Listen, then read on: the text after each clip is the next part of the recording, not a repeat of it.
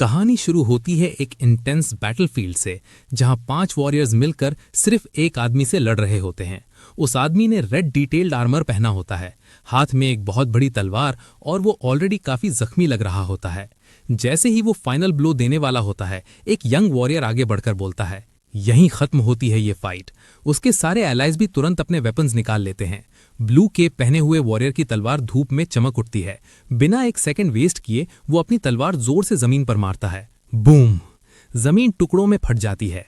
Target बना हुआ young man बिल्कुल शांत खड़ा रहता है जब मल्टीपल अटैक सीधा उसकी तरफ आते हैं, लेकिन अगले ही पल वो हवा में जंप करता है और अपनी ह्यूज स्वॉर्ड से सारे अटैक्स डॉज कर लेता है।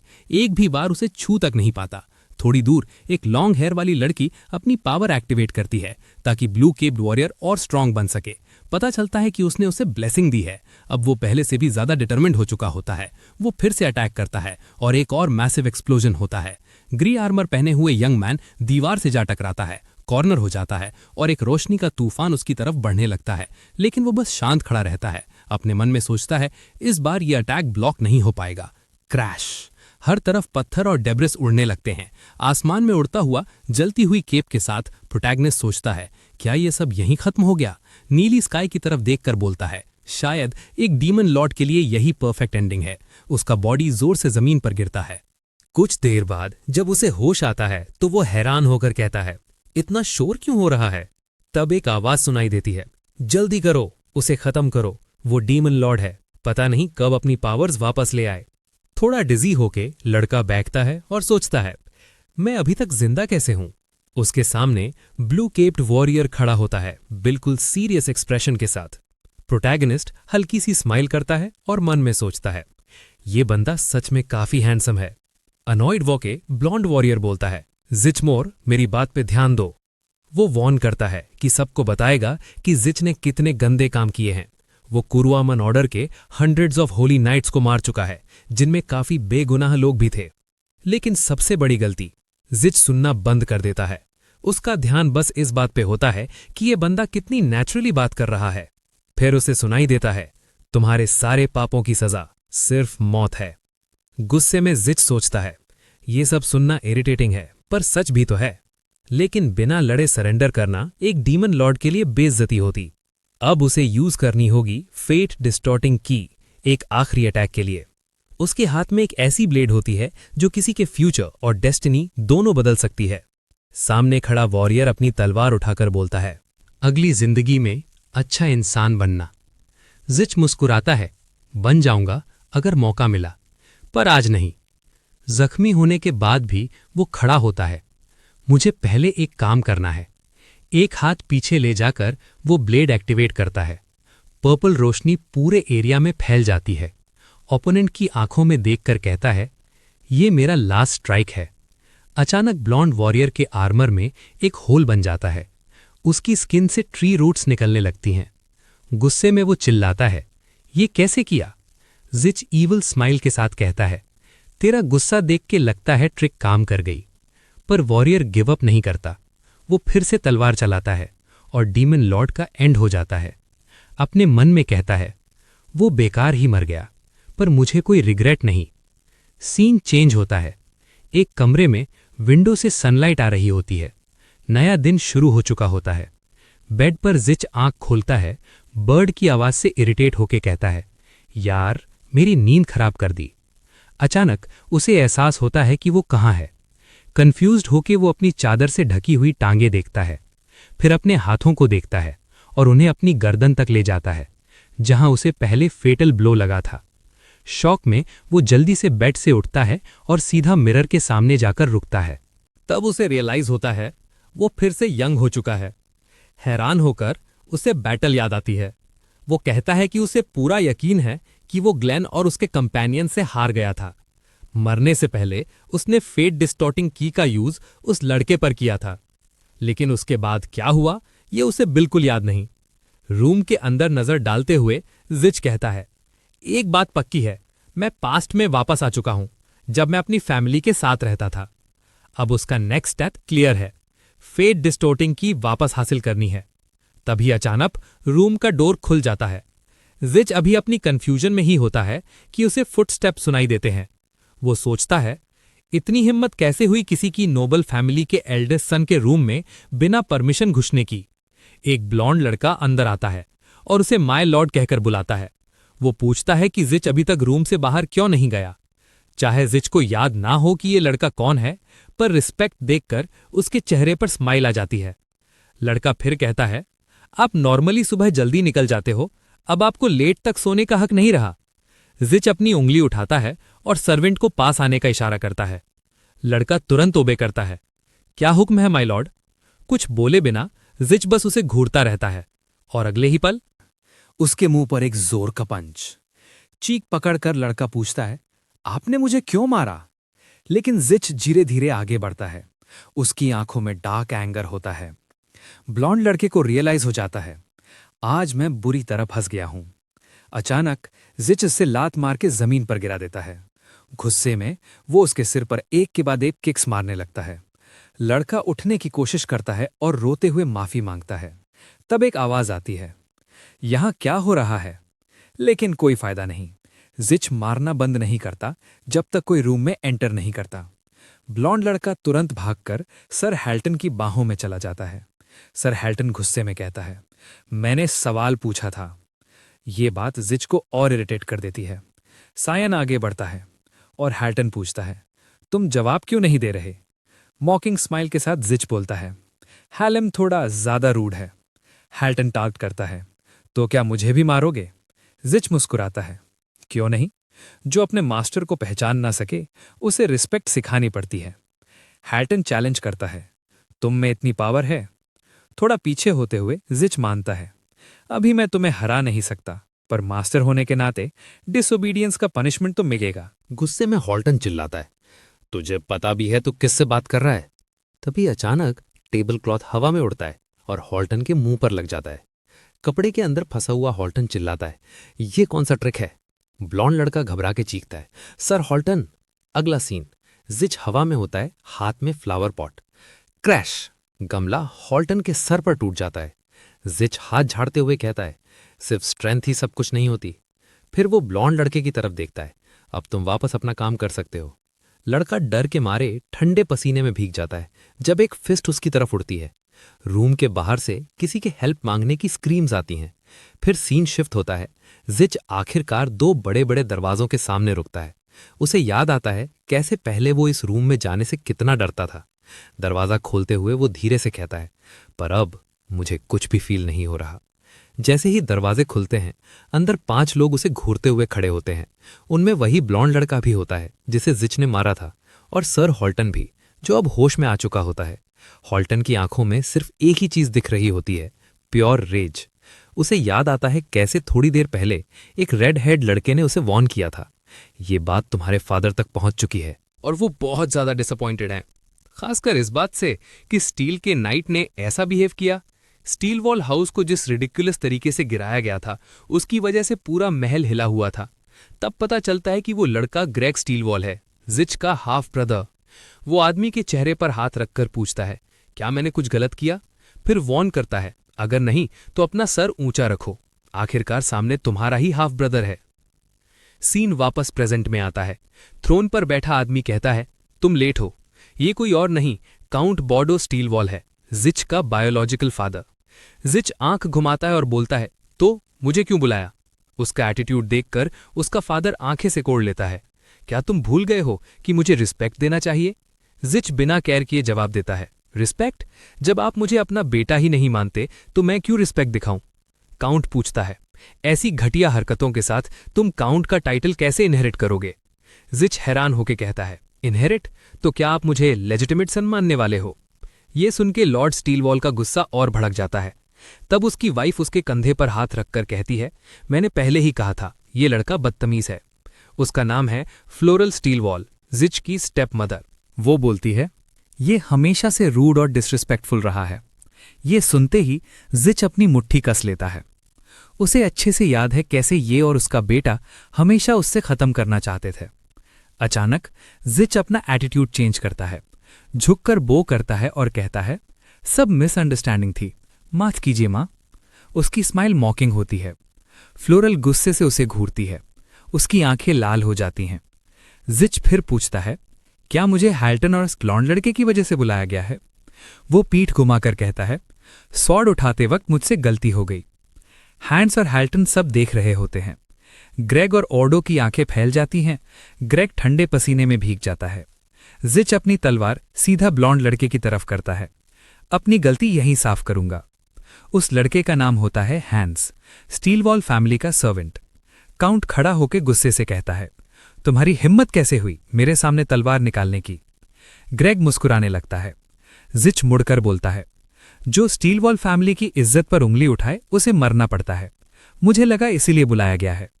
फ्लोरल बीच में आकर बोलती है, बस करो, हैंस ने तुम्हारा अपमान नहीं किया। जिच तलवार जमीन पर रखकर पूछता है, तो आप कह रही हो कि मैं झूठ बोल रहा हूं? हैंस घबरा जाता है। अगर कुछ गलत बोल दिया तो मैं गया। जिच सोचता है, काउंटेस हांस को इतना प्रोटेक्ट क्यों कर रही हैं? तब हॉल्टन आगे आकर कहता है, हांस सच बोल रहा है, जिच झूठ बोल रहा है। जिच मुस्कुराता है, ये सुनने की उम्मीद नहीं थी। फ्लोरल पूछती है, तुम श्योर हो?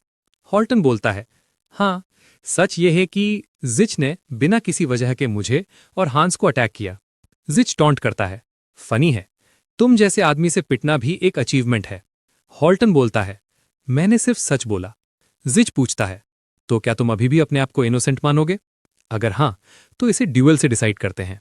हॉल्टन गुस्से से कहता है, तुम सीरियस हो? जिच तलवार उठाकर अपने फादर से कहता है, यही सही तरीका है ना? अगर मैं हार गया तो मैं एयर भी नहीं बनूंगा। काउंट थोड़ी देर सोचकर कहता है, ड्यूएल अलाउड है। हॉल्टन दांत पीसकर बोलता है, मैं अपने लॉर्ड के ऑर्डर फॉलो करूंगा। जिच मुस्कुराता है, शुक्रिया फादर। जाते हुए कहता है, बैटल का टाइम और प्लेस बता देना। अंदर ही अंदर बॉर्डो सोचता है, मैं तो सिर्फ उसे डांट कर रूम में भेजना चाहता था, पर यह ग्रेग को एयर बनाने का परफेक्ट मौका हो सकता है। दरवाजे से निकलते हुए जिच के चेहरे पर एक डेंजरस स्माइल होती है। जिच कहता है कि वो ऑलमोस्ट अपना डिसीजन चेंज कर चुका था, क्योंकि उसे समझ आ गया था कि जीतने के बाद भी उसे वो चीज नहीं मिलेगी जो वो चाहता है। उसका फादर पूछता है, किस बारे में बात कर रहे हो? काउंट के टाइटल के बारे में। जिच बस इतना कहता है, समझाने का कोई फायदा नहीं, आप कभी समझेंगे ही नहीं। फिर मुड़कर बोलता है, ड्यूएल के दिन मिलेंगे। महल के बाहर अपनी पावर्स टेस्ट करते हुए जिच सोचता है, इस वक्त मैं 19 साल के उस लड़के की बॉडी में हूं जो पहले बहुत वीक और नाइव था, सिर्फ डैडी का अप्रूवल चाहता था। उसे स्वॉर्ड चलानी भी नहीं आती थी, क्योंकि उसका फादर उसे फेंसिंग लेसन्स लेने ही नहीं देता था। उस वक्त उसे पता ही नहीं था कि उसके अंदर कितनी मैसिव और डिस्ट्रक्टिव पावर छिपी हुई है। हर इंसान का एक माना लिमिट होता है, लेकिन जिच की लिमिट नॉर्मल लोगों से बहुत ज्यादा है। जैसे ही वो अपनी पावर यूज करता है, उसे चेस्ट में पेन महसूस होता है। बूम, एक एक्सप्लोजन होता है और वो जमीन पर गिर जाता है। वो सोचता है, जैसे मैंने सोचा था, तुरंत डीमन लॉर्ड वाली माना लेवल पर वापस जाना इम्पॉसिबल है। उस टाइटल तक पहुंचने के लिए उसे बहुत सारी ट्रायल से गुजरना पड़ा था, और सब कुछ ऐसे हो रहा था जैसे किसी ने पहले से ही सब कुछ प्लान करके रखा हो। जिच उठता है और बोलता है, ग्रे, स्पाइंग बंद करो और यहां से चले जाओ। उसका हाफ ब्रदर हैरान हो जाता है, इससे मेरी प्रेजेंस कैसे पता चली? ट्री के पीछे से निकलकर ग्रेग पूछता है, तो तुम्हारी माना अवेकन हो गई? क्या तुम्हें सच में लगता है कि इन स्किल्स के साथ तुम डुएल जीत पाओगे और टाइटल इनहेरिट कर लोगे? मुस्कुराते हुए ग्रेग कहता है, तुम इतना बदल कैसे गए? पहले तो बस चुपचाप रहते थे ताकि बाद में रिवॉर्ड मिल जाए। जिच उसके पास जाकर सीरियस नजर से घूरता है। फेस पर वेन्स उभर आती हैं और कहता है, मुझे पता है तुम डरते हो कि मैं टाइटल इनहेरिट कर लूंगा। ग्रेग मना करता है, अगर तुम जैसे से भी मैं डील ना कर पाऊं तो मुझे वैसे भी टाइटल छोड़ देना चाहिए। जिच उसके कंधे पर हाथ रखकर बोलता है, पक्का श्योर हो? क्योंकि फिर मुझे तुम्हारी विश पूरी करनी पड़ेगी और सक्सेशन डिस्प्यूट फोर्स से सॉल्व करना पड़ेगा। ग्रेग उसका हाथ हटाकर कहता है, क्या तुम मुझे डुएल के लिए चैलेंज कर रहे हो? जिच शांत आवाज में पूछता है, तो तुम्हारा जवाब? ग्रेग बोलता है, रिफ्यूज करने की कोई वजह नहीं। जिच मुड़कर चलते हुए कहता है, फिर सब डिसाइड हो गया, टाइम और प्लेस मैं चूज करूंगा। डुएल का दिन आ जाता है। बैटलफील्ड के बीच में खड़ा हॉल्टन चिल्लाता है, मैंने पिछली बार के लेसन को सीरियसली लिया था और आज मैं तुम्हें दिखाता हूं कि विक्ट्री या डिफीट सिर्फ स्किल से डिसाइड होती है। जिच अपनी तलवार पकड़कर सोचता है, ये क्या बोल रहा है? तब एक ग्रे हेड नाइट आता है और पूछता है, हॉल्टन रेडी हो? हॉल्टन तुरंत बोलता है, हाँ। जिच बस मॉकिंग स्माइल देता है। नाइट अनाउंस करता है, डुएल शुरू होता है। बिना टाइम वेस्ट किए हॉल्टन चार्ज करता है और जिच भी आगे बढ़ता है। दोनों आमने सामने स्वॉर्ड फाइट शुरू कर देते हैं। अटैक ब्लॉक करते हुए जिच कहता है, चाहे जो भी हो तुम अभी भी एक नाइट हो। ये सुनते ही हॉल्टन के दिमाग में कुछ ट्रिगर होता है और वो मुस्कुराने लगता है। तलवार उठाकर फेटल ब्लो के लिए बोलता है, सर कैसा लग रहा है? अब जब तुम्हें समझ आ गया है कि फेयर फाइट में तुम मुझे हरा नहीं सकते। फास्ट अटैक जिच को पीछे धकेल देते हैं। हॉल्टन की तलवार अब रेड ग्लो कर रही होती है। जिच डिफेंस कर लेता है, लेकिन उसके चेहरे पर कोल्ड स्वेट दिख रहा होता है। हॉल्टन अभी भी मुस्कुराता रहता है। रिजर्व एरिया में स्टील वॉल फैमिली फाइट देख रही होती है। जिच को एक और हिट लगता है। और तब एक आदमी कहता है, बोर्डो कहता है कि उसका बेटा एक्सपेक्टेड से बेटर परफॉर्म कर रहा है क्योंकि वो ऑलरेडी काफी अटैक्स ब्लॉक कर चुका है। फ्लोरेलिन बोलती है, फिर भी एडवांटेज अभी भी नाइट के पास है। एल्डर अग्री करता है, आखिर जिच ने कभी प्रॉपर स्वॉर्ड ट्रेनिंग ली ही नहीं। ऑडियंस में लोग हैल्टन हैल्टन का नारा लगाते हैं, मांग करते हुए कि वो लड़के को खत्म करे। मुस्कुराते हुए हैल्टन बोलता है, सुन रहे हो, अब मुझे क्राउड को जो चाहिए वो देना ही पड़ेगा। एक अलग मूवमेंट से वो जिच के ब्लॉक से फ्री हो जाता है। स्ट्राइक करने से पहले वॉर्न करता है, अगर अपना बॉडी सेफ रखना चाहते हो तो तुरंत सरेंडर करो। जिच अपनी ब्लू ग्लोइंग स्वॉर्ड पकड़कर कहता है, सरेंडर? अभी तो मैं शुरू हुआ हूं। अपने मन में सोचता है, पता नहीं ये ट्रिक काम करेगी या नहीं, पर ट्राई तो करना ही पड़ेगा। हैल्टन जब जिच को आगे बढ़ते देखता है तो स्टन हो जाता है। जिच फिर अपना special attack extension of the senses use करता है। इस बार हैल्टन के चेहरे से स्माइल गायब हो जाती है। लाइट वेव्स से बचने के लिए वो पूरी कोशिश करता है। वो बच तो जाता है, लेकिन जमीन पूरी तरह क्रैक हो चुकी होती है। जिच की स्वॉर्ड अभी भी हाथ में होती है, पर उसका बॉडी कांप रहा होता है। उसकी माना अभी भी अनस्टेबल है। दोनों दूर से एक दूसरे को घूरते हैं। स्पेक्टेटर्स शॉक में होते हैं, क्या हमने सच में वो देखा? ओल्ड सर्वेंट सोचता है, क्या ये सेंस एक्सटेंशन टेक्निक थी जहां बॉडी और स्वॉर्ड माना के साथ सिंक्रोनाइज हो जाते हैं? हैल्टन ठंडे पसीने में सोचता है, इसने ये कब सीखा? फिर खुद से कहता है, पर इसका माना कंट्रोल अभी भी स्लॉपी है और ये बस जिच स्टील वॉल है। अब खेल खत्म करने का टाइम आ गया है। हैल्टन स्वॉर्ड के साथ चार्ज करता है, तलवार से आग निकलती है। वो फाइनल स्ट्राइक के लिए वेपन एम करता है, पर सरप्राइज, जिच इजीली डॉज कर लेता है। हैल्टन बोलता है, मेरे पास अभी एक और सरप्राइज है, देखना इससे कैसे बचते हो। वो पियर्सिंग स्पेस अटैक करता है। बूम! एक मैसिव एक्सप्लोजन होता है। जिच एक बड़े से क्रेटर के बीच गिरा हुआ होता है। क्राउड चिल्लाता है, एक्सपेक्टेड ही था, हैल्टन जैसा वॉरियर है। हैल्टन मुस्कुराता है। रिजल्ट डिसाइड हो चुका है। जिच को और रिस्क लेने की जरूरत नहीं। तब अचानक कुछ जमीन पर गिरता है, जिच की स्वॉर्ड। जिच उठकर कहता है, इस बॉडी के साथ मैं टेक्निक से नहीं, रियल कॉम्बैट से जीतूंगा। वो फुल स्पीड में हैल्टन पर चार्ज करता है। स्वॉर्ड को जमीन पर घसीटकर पूरा डस्ट उड़ा देता है, सीधा हैल्टन के फेस पर। अंधा हो चुका हैल्टन कुछ समझ नहीं पाता। जिच मौका देखकर उसे जोर से जमीन पर पटक देता है। हैल्टन अभी भी जिंदा होता है और आंखें मलता हुआ कहता है, ये बस एक चीप ट्रिक थी। तब उसे रियलाइज होता है कि जिच की तलवार उसकी गर्दन पर है। जिच पूछता है, रियल बैटल हारकर भी यही बोलोगे? हैल्टन के पास कोई रास्ता नहीं बचता। वो कहता है, मैं सरेंडर करता हूं। जिच बोलता है, तुम्हारी हार की वजह सिर्फ तुम्हारी एरोगेंस थी और ये डर कि तुम स्टील वॉल के एल्डेस्ट सन को मार नहीं सकते। पर अगर लेसन सीख लिया तो तुम और स्ट्रांग बन सकते हो। ग्रे हेयर नाइट आगे आता है विनर डिक्लेयर करने के लिए। क्राउड और जिच का हाफ ब्रदर सब नर्वस होते हैं। नाइट अनाउंस करता है, विनर जिच स्टील वॉल। पूरा क्राउड गुस्से में चिल्लाता है, ये अनफेयर है, इसने चीटिंग की। नाइट के कोड के अगेंस्ट जाते हुए मॉकिंग टोन में वो बोलता है, जीतना ही सबसे इंपॉर्टेंट होता है। ऊपर से बॉर्डो पूछता है, मेरे बेटे ने मैना टेक्निक्स कब सीखी जब किसी ने उसे सिखाया ही नहीं? उसके पास खड़ा सर्वेंट कहता है, क्या आपने कभी नोटिस नहीं किया कि जिच के पास नेचुरल गिफ्ट हमेशा से था? गुस्से में ग्रेग सोचता है, ये इम्पॉसिबल है कि नाइट के अटैक के बाद भी मेरा हाफ ब्रदर खड़ा है। तब अचानक कोई उसका नाम चिल्लाता है। बैटलफील्ड से प्रोटैगनिस्ट बोलता है, नीचे आ जाओ, अब हमारी शेड्यूल ड्यूल का टाइम आ गया है। और हाँ, मैंने पहले ही कहा था कि टाइम और प्लेस मैं चूज करूंगा। आर्म्स क्रॉस करके स्टील वॉल फैमिली का हेड पूछता है, ये सब क्या बकवास है? जिच जवाब देता है, पापा, जब आपने अप्रूव कर दिया है तो डम बनने का नाटक क्यों? दो यंग नोबल्स शॉक में कहते हैं, तो रूमर्स सच थे? दोनों भाई काउंट टाइटल के लिए लड़ने वाले हैं, पर जिच इंजर्ड है, फिर भी ड्यूल। जिच ग्रेग को चैलेंज करता है, किस चीज का वेट कर रहा है? नीचे क्यों नहीं आ रहा? या फिर कावर्ड बनना है? उसका फादर ऑर्डर देता है, नीचे जाओ। बॉर्डो टॉन्ट करता है, क्या तुम अपने इंजर्ड भाई से लड़ने से डर रहे हो? अपनी इज्जत बचाने के लिए रेड हेड बॉय नीचे आता है।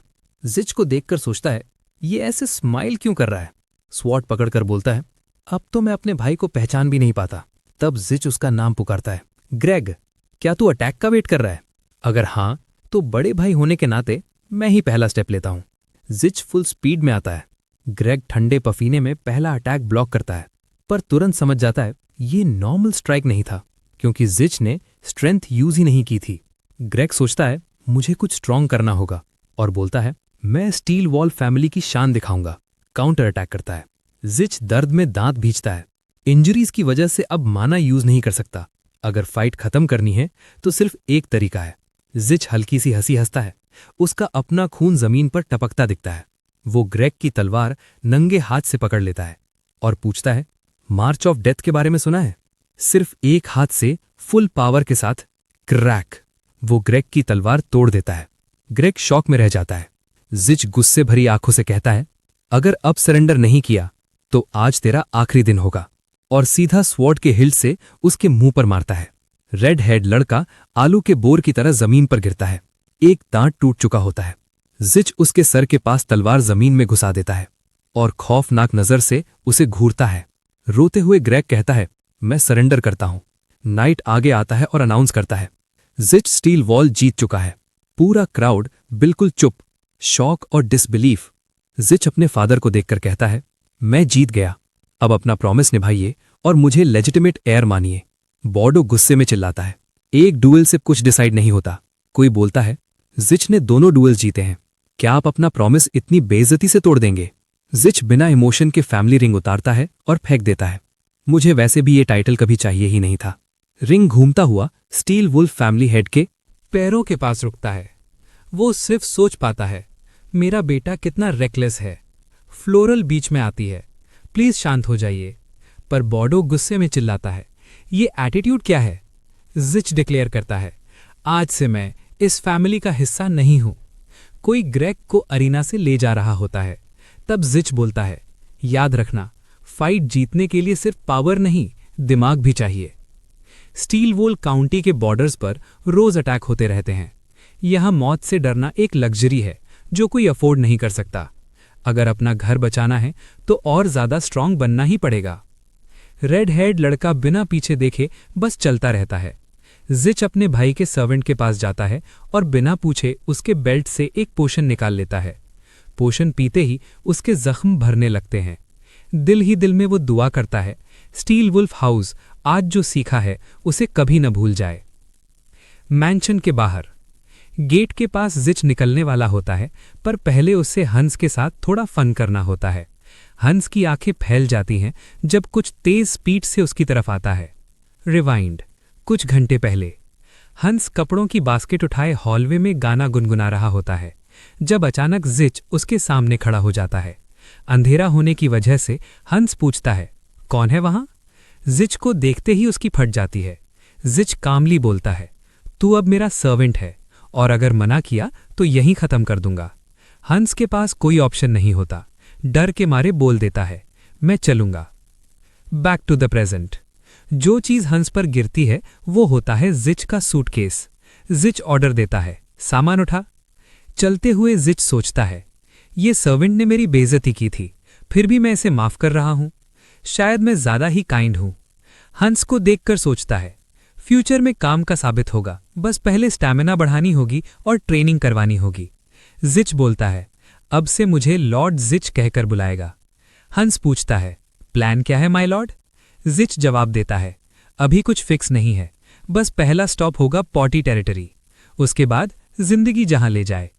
इस बार मैं अच्छा इंसान बनने की कोशिश करूंगा। Road to the forest.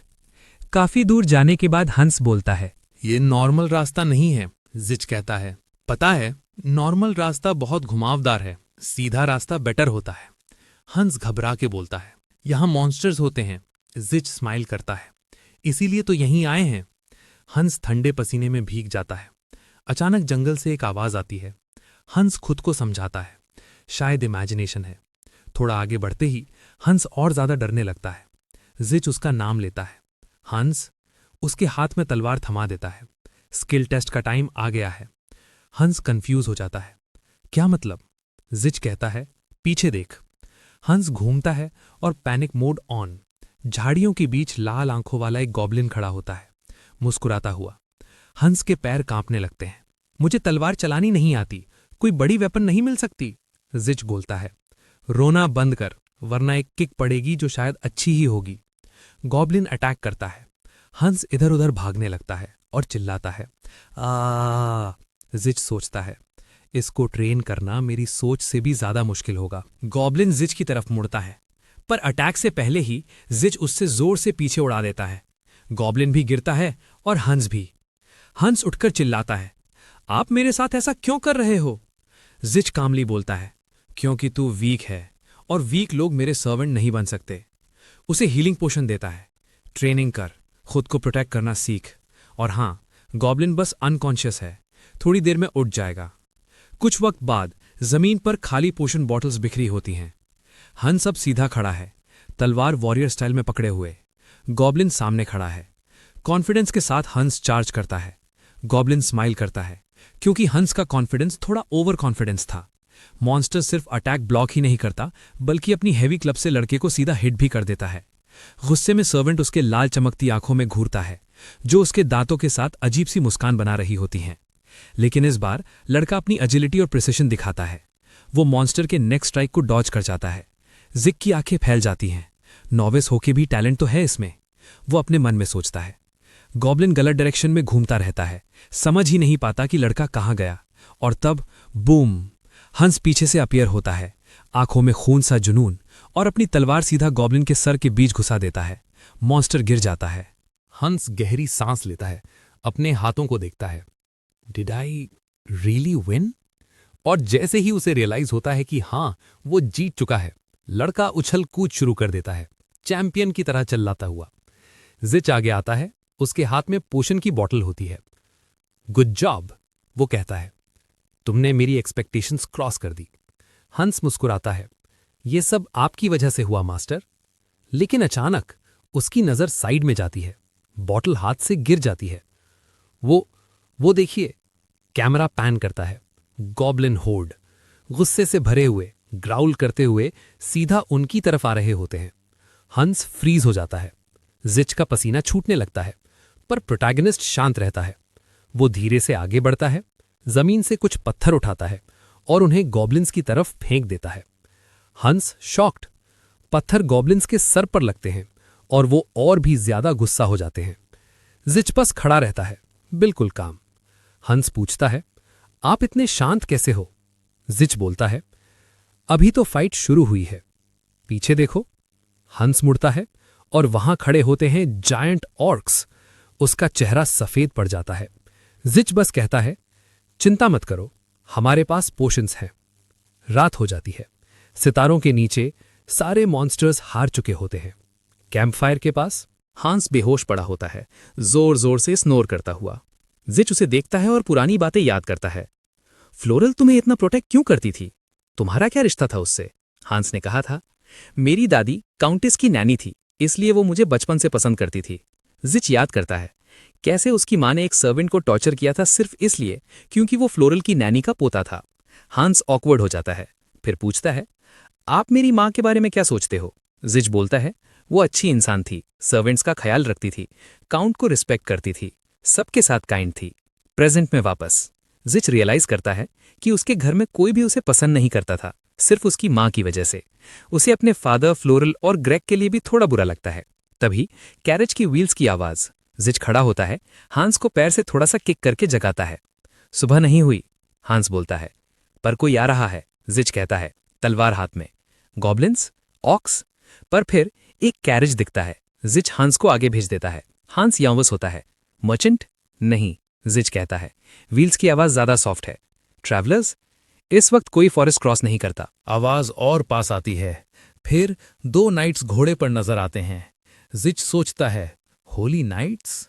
Carriage का दरवाजा खुलता है और कोई बाहर कदम रखता है। कैरियज से आने वाली आवाज के साथ ही एक आवाज अनाउंस करती है, हम भी आज रात यहीं कैंप करेंगे। हंस की आंखें फैल जाती हैं। हुड हटाते हुए एक यंग वुमन बोलती है, मैं करुणा की फॉलोअर हूं, मेरा नाम है ए लुबेला, सेंट ऑफ मर्सी। जिच तुरंत याद करता है, यही वो सेंट है जिसने पिछली जिंदगी में ब्लॉन्ड नाइट के साथ मिलकर उसे मारने में मदद की थी। सबसे बड़ा शॉक ये था कि उसे बिल्कुल भी एक्सपेक्ट नहीं था कि वो यहीं मिल जाएगी। तभी एक और आदमी आगे बढ़ता है। Pleasure to meet you. ये है बेलरी वेड, ए का असिस्टेंट और कुरवान सेंटहुड का कैंडिडेट। अरमोय धीरे से बोलता है, ये तास्नियाज ट्रूप का किलिंग मशीन है। फिर भी जिच उसका हाथ मिलाता है, क्योंकि उसने प्रॉमिस किया है कि इस लाइफ में सबके साथ नए रिलेशनशिप्स बनाएगा। फ्रेंडली टोन में बोलता है, यहाँ काफी जगह है, सब लोग कैंप कर सकते हो। बेलरी थैंक्स करता है। जिच हंस को देखता है, तुम भी ग्रीट करो। और अगले ही पल हंस ऑलरेडी ए के पैरों में झुक चुका होता है। प्रॉपर चमचागिरी मोड ऑन। नाइट्स तुरंत एक बड़ा टेंट लगाने लगते हैं।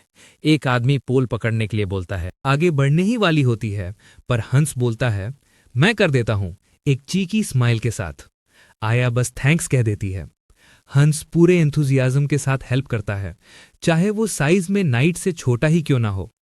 जिच मुस्कुराता है, क्लियरली एक्साइटेड है, और ऑनेस्टली आया लुबेला इतनी ब्यूटीफुल है कि ग्लेनार्ट कभी अगली लोगों को टीम में लेता ही नहीं। तभी एक सॉफ्ट वॉइस पूछती है, मे आई? जिच के बिल्कुल पास आया खुद आकर बैठ जाती है। Thanks for letting us camp here. जिच मॉडेस्टली बोलता है, कोई बड़ी बात नहीं, लेकिन उसका फेस स्लाइटली अनकंफर्टेबल होता है। आया उसे देखती है, जैसे समझ गई हो कि वो कुछ पूछना चाहता है। यहां क्यों हो? जिच पूछता है। आया शांत टोन में बोलती है, मैं बस ट्रैवल कर रही हूं, जहां भी दर्द होता है मैं ब्लेसिंग्स देती हूं। जिच बोलता है, अच्छा काम कर रही हो। आया मुस्कुराती है, मैं बस अपना ड्यूटी निभा रही हूं। फिर वो पूछती है, तुम यहां क्यों हो? जिच रिप्लाई करता है, मैं एक अच्छा इंसान बनने का तरीका ढूंढ रहा हूं। उसके दिमाग में एक स्पार्क होती है, तुम बता सकती हो कि गुड पर्सन कैसे बनते हैं? आया इंट्रीग्ड हो जाती है। वैसे भी जिच बोलता है, तुमसे बेटर कोई नहीं बता सकता। थोड़ा सोचकर ए कहती है, अच्छा इंसान बनने के बहुत तरीके होते हैं, तुम्हारी कोई स्पेशल एबिलिटी? जिच कॉन्फिडेंटली बोलता है, मुझे फिजिकल स्ट्रेंथ यूज करना आता है। ए मुस्कुराकर कहती है, तो उस स्ट्रेंथ का यूज लोगों की मदद के लिए करो। जिच नॉड करता है, कल से ही शुरू करूंगा। नेक्स्ट डे सब लोग सिटी घूमने निकलते हैं। बेलरी ए से कहता है, सारी शॉप्स अंडर कंस्ट्रक्शन लग रही हैं। ए अग्री करती है। फिर बेलरी बोलता है, मुझे एक ऑर्डर मिला है, कंप्लीट करना होगा। ए उसे लक विश करती है, पर थोड़ी देर बाद एक एली के पास ए अनईजी फील करती है। मैंने यहां से स्क्रीम सुनी। नाइट्स बोलते हैं, हम चेक करते हैं, और तब ए का हार्ट रुक जाता है। एक यंग मैन को कुछ लोग मिलकर बुरी तरह पीट रहे होते हैं, बाकी लोग बस देख रहे होते हैं। एक नाइट चिल्लाता है, रुको, लेकिन ए सिर्फ ये सोच रही होती है, जिच तुम ऐसा कैसे कर सकते हो? कमोशन के बाद जिच और ए आमने सामने बात करते हैं। ए थोड़ा डिसअपॉइंटेड टोन में कहती है, मैंने तुमसे कहा था कि नीडी लोगों की मदद करो। ट्रबल मेकर्स को क्यों हेल्प किया? जिच कामली बोलता है, उन्हें भी करेक्शन की जरूरत थी। ए स्टर्न हो जाती है, अब से सिर्फ वल्नरेबल लोगों की मदद करनी है और फिजिकल फोर्स का यूज नहीं करना। शुरू करो उस लड़के से अपॉलॉजी मांगकर। टेबल पर बैठा हुआ लड़का, चेहरा पूरा सूझा हुआ, बोलता है, मैं ठीक हूं, नाम सून है और ए ने मेरी जान बचाई, उसके लिए मैं ग्रेटफुल हूं। ए क्यूरियस हो जाती है, तुम्हें पीटा क्यों गया? सून एक्सप्लेन करता है, सायरन कॉर्पोरेशन लोगों को ब्राइब करती है, मेयर तक को। वो मेरी शॉप चाहते थे।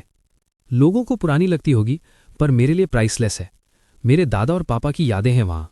जब मैंने मना किया तो वायलेंस शुरू हो गया। ए सॉफ्ट टोन में कहती है, तुम्हें अब चिंता करने की जरूरत नहीं, मैं खुद मेयर से मिलूंगी। एक नाइट वॉर्न करता है, करोना के फॉलोअर्स पॉलिटिक्स में इन्वॉल्व नहीं होते, पर ए फर्म रहती है, मैं इनजस्टिस इग्नोर नहीं कर सकती। वो तुरंत निकल जाती है, गार्ड्स पीछे पीछे। जिच का मन अनईजी हो जाता है, समथिंग्स रॉन्ग। अगला दिन हैंस पूछता है, आप क्या सोच रहे हो? जिच बोलता है, सेंट की बातों के बारे में। वल्नरेबल की मदद, पर शायद वो खुद भी पूरा नहीं समझती। हंस के चीक्स पिंच करके कहता है, और मुझे टेंशन है कि वो कैंप वापस नहीं आई। तभी वॉल पर लगा वांटेड पोस्टर। लोग कह रहे होते हैं, इसने डेप्यूटी मेयर को मारा। जिच के आईज वाइडन। पोस्टर में एसेलो बेला। हंस का फेस ब्लैंक। लोग बोलते जा रहे हैं, कुरवान विच है, सिटी कर्स्ड है, रात को बाहर मत निकलो। लोग भाग भाग कर घर बंद कर लेते हैं। हंस नर्वस हो जाता है। आपको क्या लगता है? जिच बोलता है, कुछ तो गड़बड़ है, चलो हम भी निकलते हैं। रात हो चुकी होती है, सिटी बिल्कुल साइलेंट। जिच सोचता है, पिछली जिंदगी में ऐसा कुछ याद नहीं, ना कर्ज ना मर्डर। शायद इवेंट्स चेंज हो गए क्योंकि मैंने ए से पहले मिल लिया। तभी हंस चिल्लाता है, मास्टर कोई फॉलो कर रहा है। एक अजीब सी लेग दिखती है, ह्यूमन जैसी नहीं, स्ट्रेंज नॉइसेस। रिवील होता है ज़ॉम्बी वुमन। हंस कांप जाता है। ये अनडेड है। जिच बिना सोचे चार्ज करता है। 5 सेकंड्स के अंदर ज़ॉम्बी डाउन। हंस घुटनों पर बैठ जाता है। ये सिटी में कैसे आ गई? जिच बोलता है, पता नहीं, पर सब कुछ गलत लग रहा है। थोड़ी दूर गार्ड्स टॉर्च के साथ आते हैं। रिलीफ है कि कोई मरा नहीं, हम बॉडी हैंडल कर लेंगे। एक गार्ड हंस को टॉर्च देता है। रात को बाहर मत रहो, विचेस कर्स का असर हो सकता है। गार्ड ज़ॉम्बी को ले जाते हैं। सिटी फिर से साइलेंट हो जाती है और डेंजर अभी खत्म नहीं हुआ। प्रोटैगनिस्ट का सर्वेंट पूछता है, क्या आपको लगता है ए सच में विच है? जिच बिना सोचे बोलता है, नहीं, रियल कल्प्रिट कोई और है जो उसके नाम का यूज कर रहा है। हंस क्यूरियस हो जाता है, आप इतने श्योर कैसे हो? जिच बोलने ही वाला होता है, ए इज, पर बात अधूरी रह जाती है। हंस शक से पूछता है, क्या आप कुछ छुपा रहे हो? जिच ब्लफ मार देता है। उसका चेहरा देख के ही पता चलता है कि वो अच्छी इंसान है। तभी उसके कान कुछ सुनते हैं। वो तुरंत पीछे मुड़ता है। हंस पूछता है, क्या हुआ? पर जिद जवाब देने के बजाय सीधा भागना शुरू कर देता है। थोड़ी ही देर में वो एक पुरानी सी स्ट्रक्चर के पास पहुंचता है। दरवाजा खोलता है और वहां होती है अर्लोबेला, अकेली, डरी हुई, छुपी हुई। हंस का मुंह खुला का खुला रह जाता है। यहां क्या कर रही हो? जिच पूछता है। कुछ देर बाद तीनों घर वापस आते हैं। अब बात ले चुकी होती है। जिच पूछता है, कपड़े फिट आ रहे हैं? नॉड करती है। हंस डिनर लेने गया है। फिर वो पूछता है, तुम्हारे नाइट्स कहाँ हैं? का सर झुक जाता है। क्या वो किसी मिशन पर गए? की आंखों से आंसू बहने लगते हैं। ये सब मेरी गलती है। जिच कामली वांटेड पोस्टर उसके सामने रख देता है। इसका इससे कोई कनेक्शन है? डेस्परेट हो जाती है। मैं विच नहीं हूं, जिच शांत टोन में बोलता है। मुझे पता है। शॉक्ड। तुम बुरा काम नहीं करती, पर मुझे जानना है कि हुआ क्या था। गहरी सांस लेती है। मैं सब बताऊंगी। फ्लैशबैक। शॉप वाले लड़के का इशू सक्सेसफुली सॉल्व हो चुका होता है। मेयर ग्रीडी था, पर डेप्यूटी मेयर ट्रस्टवर्दी। मेयर के पीछे खड़ा आदमी सजेस्ट करता है गेस्ट्स के लिए डिनर रखा जाए। मेयर रिलक्टेंटली मान जाता है। कहती है, होली नाइट्स भूखे हैं, अगर बुरा ना लगे तो हम एक्सेप्ट करेंगे। रात को वो मेयर के ऑफिस जाते हैं थैंक यू बोलने, पर जैसे ही अंदर जाते हैं सीन हॉरिफाइंग होता है। लाशें, खून, अंधेरा। नाइट्स ए के आगे खड़े हो जाते हैं। मेयर बोलता है, तुमने वो देख लिया जो तुम्हें नहीं देखना चाहिए था। एक नाइट चिल्लाता है, सेंट पीछे देखिए। रूम के एंड में बेलो का स्टैचू पर्पल लाइट से घिरा हुआ हवा में फ्लोट कर रहा होता है। ए शॉप में बोलती है, तुम बेलो के पपेट हो? मेयर मुस्कुराता है, फाइनली समझ आया। ए नर्वस हो जाती है, तुम क्या प्लान कर रहे हो? तभी जमीन पर पड़े लोग उठ खड़े होते हैं। मेयर चिल्लाता है, तुम्हें सैक्रिफाइस बनाया जाएगा। ज़ॉम्बीज अटैक कर देते हैं। नाइट्स फाइट करते हैं। ए अपनी होली पावर यूज करती है, पर अनडेड बहुत ज्यादा होते हैं। ए रियलाइज करती है, मैं सबको प्रोटेक्ट नहीं कर पाऊंगी। एक नाइट मुड़ता है, सेंट आप ठीक हो? तभी एक ज़ॉम्बी पीछे से ए पर अटैक करता है। नाइट चिल्लाता है, पीछे देखिए, पर टाइम नहीं होता। वो ए को धक्का देता है और खुद हिट ले लेता है। प्रेजेंट में वापस जिच पूछता है, तो ये सब बेलो के फॉलोअर्स ने किया? ए नॉड करती है। वो इविल गॉड को सर्व करते हैं, केओस और डिस्ट्रक्शन चाहते हैं। जिच क्यूरियस हो जाता है, पोर्टी में क्या प्लान है उनका? ए कहती है, मुझे लगता है वो एक रिचुअल प्रिपेयर कर रहे हैं। ए बताती है, स्टैचू के पीछे जो इंस्क्रिप्शन था उस पर लिखा था, I offer the city to Bello. जिच का एक्सप्रेशन सीरियस हो जाता है। उसे क्लियरली समझ आ चुका होता है ये सब किस तरफ जा रहा है। जिच कामली बोलता है, सिटी के अंदर और भी हिडन स्टैचूज होंगी। मेयर के हाथ में जो बुक थी वही कैटलिस्ट है, वही इन सबको एक्टिवेट करती है। ए की आंखों से फिर आंसू निकल आते हैं। मैं कुरुम और टेम्पल तक गई, पर सिटी सील्ड थी, किसी से कांटेक्ट नहीं हो पाया। रिचुअल रोकना जरूरी है। जिच बिना हिचकिचाए बोलता है, मैं मदद करूंगा। वैसे ये गुड डीड काउंट होता है ना? ए थोड़ा मुस्कुराती है, हाँ, पर मुझे डर है तुम डेंजर में पड़ जाओगे। जिच कॉन्फिडेंटली कहता है, कल रात मेयर के मैंशन जाएंगे। तुम रेस्ट करो। जैसे ही दरवाजा खोलता है, हंस बाहर खड़ा होता है। तुम सुन रहे थे? हंस तुरंत डिनाई करता है, बिल्कुल नहीं। जिच उसके कान के पास जाकर प्लान विस्पर करता है। हंस का चेहरा प्योर शॉक मूड में चला जाता है। अगली रात मेयर के मैंशन के बैकयार्ड में 2 गार्ड्स बेहोश पड़े होते हैं। जिच, हंस और ए बालकनी से अंदर घुसते हैं। आप ठीक हो? जिच पूछता है। ए नॉट करती है। वो उस रूम के बाहर रुकते हैं जहां स्टैचू था। जिच बोलता है, यहां कुछ बहुत ईविल है। दरवाजा खुलता है। मेयर खिड़की के पास खड़ा होता है, पर्पल लाइट से घिरा हुआ। ए चिल्लाती है, यही है डेप्यूटी मेयर का किलर। जिच स्वॉर्ड के साथ चार्ज करता है, मेयर को कॉर्नर कर लेता है, पर मेयर बिल्कुल रिएक्ट नहीं करता। जिच उसको धक्का देता है, ये मास्टरमाइंड नहीं है। ए शॉक्ड। तभी मेयर के मुंह से पर्पल ऑरा निकलती है। जिच स्माइल करता है, रियल कल्प्रिट मिल गया। एक आवाज आती है, मैं एक्सपेक्ट नहीं करता तुम वापस आओगी। रिवील होता है, डेप्यूटी मेयर जिंदा है। ए का फेस वाइट हो जाता है, पर अब तो उसके हाथ में होती है बेलो की बुक। डेप्यूटी मेयर कहता है, यही रिचुअल की है। जिच बोलता है, मेयर सिर्फ पपेट था, कंट्रोल तुम कर रहे थे। ए पूछती है, मेरे नाइट्स का क्या हुआ? डेप्यूटी मेयर हंसी मारता है, फिश फूड बन गए। फिर जिच को देखकर बोलता है, तू कौन है? जिच कहता है, मुझे फिश हेड वर्शिपर्स को एक्सप्लेनेशन देने की जरूरत नहीं। डेप्यूटी मेयर गुस्सा हो जाता है, तू बेलो का अपमान कर रहा है। जिच कामली बोलता है, फिश हेड मुझे पनिश करेगा। अनडेड अपीयर होते हैं।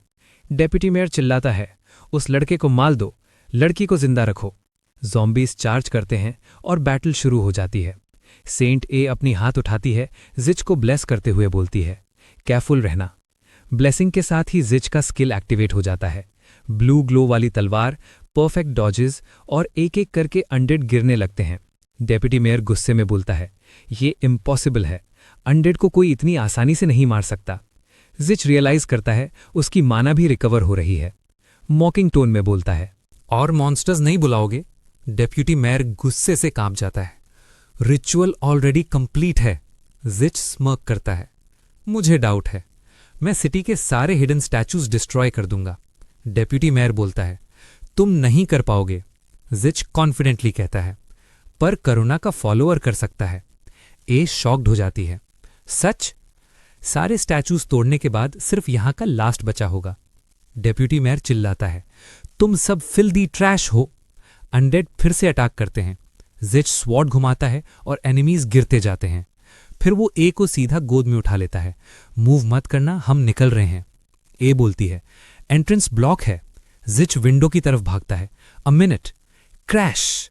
ग्लास तोड़ते हुए वो बाहर कूद जाता है। डेप्यूटी मेयर गुस्से से बोलता है, प्लान रिवाइज करना पड़ेगा। अगला दिन शहर में पोस्टर्स फैल रहे होते हैं। विच ए ने मेयर को मारा। लोग शॉक्ड। पोस्टर पे जो चेहरा होता है, जिच, विच का सबऑर्डिनेट। जिच अपना पोस्टर देखकर बोलता है, ड्राइंग काफी हैंडसम है, बस आर्टिस्ट थोड़ा लेजी था। ब्रेड का बाइट लेते हुए बोलता है, पहले खाना फिर टेंशन। ए पूछती है, फूड कहां से लाया? बोरो किया। ए गिर जाती है, विदाउट कंसेंट? जिच श्रक करता है, रूल्स कभी कभी ब्रेक करने पड़ते हैं, बाद में डबल प्राइस दे दूंगा। ए पूछती है, हंस कहाँ है? मिशन पे भेजा है, वो एंजॉय नहीं कर रहा। ए पूछती है, अब नेक्स्ट स्टेप? स्टैचूज ढूंढने हैं, स्लम से शुरू करेंगे। स्लम्स के एक एली में 3 लड़के खड़े होते हैं। जिच पास जाकर बोलता है, काफी टाइम हो गया। तीनों चिल्लाते हैं, विच, सबऑर्डिनेट, और भागने लगते हैं। जिच हवा में जंप करता है, एक को नीचे गिराता है, बाकी 2 का रास्ता ब्लॉक करता है। स्माइल के साथ बोलता है, रन करने की जरूरत नहीं। जिच ठंडे दिमाग से बोलता है, रिलैक्स, मैं तुम्हें काटने नहीं वाला। 2 लड़के वहीं के वहीं जम जाते हैं, आंखें फैली हुई जैसे अभी मरने वाले हों। सेंट ए उनको देखकर कहती है, मुझे ये तुम याद हो, तुम उस दिन भी थे जब सून को पीटा जा रहा था। तभी जिच नोटिस करता है कि तीसरा लड़का भागने वाला है। तुरंत उसके पास जाकर हाथ उसके सर पर रख देता है। क्या तुम अपने दोस्तों को छोड़कर भाग जाने वालों में से हो? लड़का घबराकर बोलता है, वो क्रिमिनल्स हैं, उनके साथ दिखा तो मुझे भी ट्रबल होगा। जिंच ग्रिन करता है, चिंता मत करो, मैं टीम के लिए लोग ढूंढ रहा हूं। जमीन पर बैठे लड़के पूछते हैं, हम मदद क्यों करें? पर जैसे ही पेमेंट का नाम आता है, उनकी आंखें चमक जाती हैं। तो बोलो, क्या काम है? जिंच इंटेरोगेशन शुरू करता है। क्या तुमने किसी को अचानक बीमार या मर जाते देखा है, जैसे उनकी लाइफ फोर्स ड्रेन हो गई हो? दो लड़के रेड हेड लड़के की तरफ देखते हैं। वो तुरंत बोलता है, मुझे कोई नहीं पता। जिंच शांत टोन में पूछता है, तो फिर छुपा क्यों रहे हो? जवाब नहीं मिलता। जिंच उसकी नेक पकड़ लेता है। याद आने में मदद चाहिए? फिर भी वो बोलता है, मुझे कुछ नहीं पता।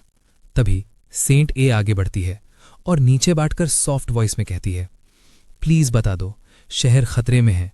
एक रात में ये सिटी ऑफ डेथ बन सकती है। रेड हेड लड़का चिल्लाता है, ये सब उसकी गलती है। अनडेड उसकी वजह से आए हैं। अगर ए ना होती, मेरा भाई बीमार नहीं होता। सब शौक हो जाते हैं। जिंच तुरंत पूछता है, अपने भाई के पास ले चलो। लड़का मना करता है। जिंच बिना टाइम वेस्ट किए उसको पकड़कर बोलता है, इनवाइट की जरूरत नहीं। थोड़ी दूर एक टूटी फूटी सी कैबिन होती है। अंदर एक कमजोर लड़का बिस्तर पर लेटा होता है। ए उसे हील करने की कोशिश करती है, पर कहती है, रूट कॉज खत्म हुए बिना ये ठीक नहीं होगा। जिंच पूछता है, क्या किसी ने तुम्हारे भाई के पास आया था? रेड हेड लड़का नॉट करता है, हाँ, और मैंने खुद देखा था। कौन था? कौन? जिट पूछता है। लड़का गुस्से से बोलता है, सून, वही शॉप ओनर। ए शॉक हो जाती है, तुम श्योर हो? बिल्कुल, वही जो आपने बचाया। जिच काम करता है, डिटेल में बताओ। फ्लैशबैक। रेड हेड लड़का लेट घर आता है। जॉर्ज गायब होता है। वो घबराकर गलियों में ढूंढता है। एक एली से आवाज आती है। वहां कोई जॉर्ज पर डार्क पावर यूज कर रहा होता है। मास्क्ड आदमी भागता है। वो पीछे दौड़ता है और मास्क खींच देता है। सून, जिच पूछता है, उस दिन के बाद ही बीमारी शुरू हुई? लड़का नॉट करता है। पहले लगा ठीक है, पर फिर वो कमजोर होता गया। एनर्जी खत्म हो रही थी। जिच पूछता है, तो तुमने सून को लूटने की कोशिश क्यों की? उसका डैगर चाहिए था ताकि डील कर सकूं, पर ए ने मुझे रोक दिया। ए दुखी हो जाती है। मुझे लगा कोई वल्नरेबल अटैक हो रहा है। लड़का पूछता है, तो आपको लगा मैं गलत हूं? रेड हेड लड़का गुस्से में बोलता है, सिर्फ इसलिए क्योंकि लोग सून को मार रहे थे, या फिर क्योंकि वो स्लम्स से था, या क्योंकि वो थक जैसा दिखता है? फिर ए से सीधा पूछता है, यही तरीका है आपका स्ट्रांग और वीक को पहचानने का? ए थोड़ा सा फ्रीज हो जाती है। तभी जिच आगे बढ़ता है, बस इतना काफी है। फिर कामली कहता है, तुम पूरी जिंदगी प्रोटेक्टेड होती रही हो, इसलिए रियल वर्ल्ड का एक्सपीरियंस कम है। फिर वो लड़के से पूछता है, तुम मुझे क्यों हेट नहीं करते? मैंने तुम्हें बिट्रे किया जब ए आई। लड़का शांत आवाज में बोलता है, क्योंकि पहली बार किसी ने हमें हेल्प की बिना कंडीशन देखे। ये सुनकर जिच चुप हो जाता है। कैबिन से बाहर आकर वो ए से पूछता है, तुझे क्या लगता है? ए कहती है, जॉर्ज के अंदर बेलो की गंदी एनर्जी है। वो एक ऑफरिंग बन चुका है। जिच नॉड करता है, तो शुरुआत यहीं से करते हैं। मैं कुछ डिस्कवर कर चुका हूं। Cut to. सून अपनी शॉप में बॉक्सेस उठा रहा होता है। उसे अजीब सा फील होता है। बेसमेंट का दरवाजा खोलता है। शायद रैट होगा, पर तभी पीछे से आवाज आती है, याद है मुझे। जिच खड़ा होता है। सून घबरा जाता है। जिच बोलता है, लास्ट टाइम तुम्हारी पिटाई कंप्लीट नहीं हुई थी। आज गार्जियन एंजल फ्रॉम हेल बन चुकी है। बूम! सून जमीन पर गिर जाता है। प्लीज मुझे मत मारो। जिच कहता है, फिश हेड से पूछो, शायद और पिटाई से याद आ जाए। सून बोलता है, मैं बेलो का फॉलोअर नहीं हूं। जिच कहता है, पता है, तू बस उनका बचा कुचा उठाने वाला है। ए साइड से देख रही होती है सैड एक्सप्रेशन के साथ। तभी जिच तलवार निकालता है। स्टैच्यू मिल चुकी है, अब सून की जरूरत नहीं। सून पैनिक में चिल्लाता है, मुझे पता है बाकी स्टैच्यूज कहां हैं। जिच कॉलर पकड़ता है, बोल। सून स्मॉक करता है, गारंटी चाहिए कि मैं जिंदा बचूंगा।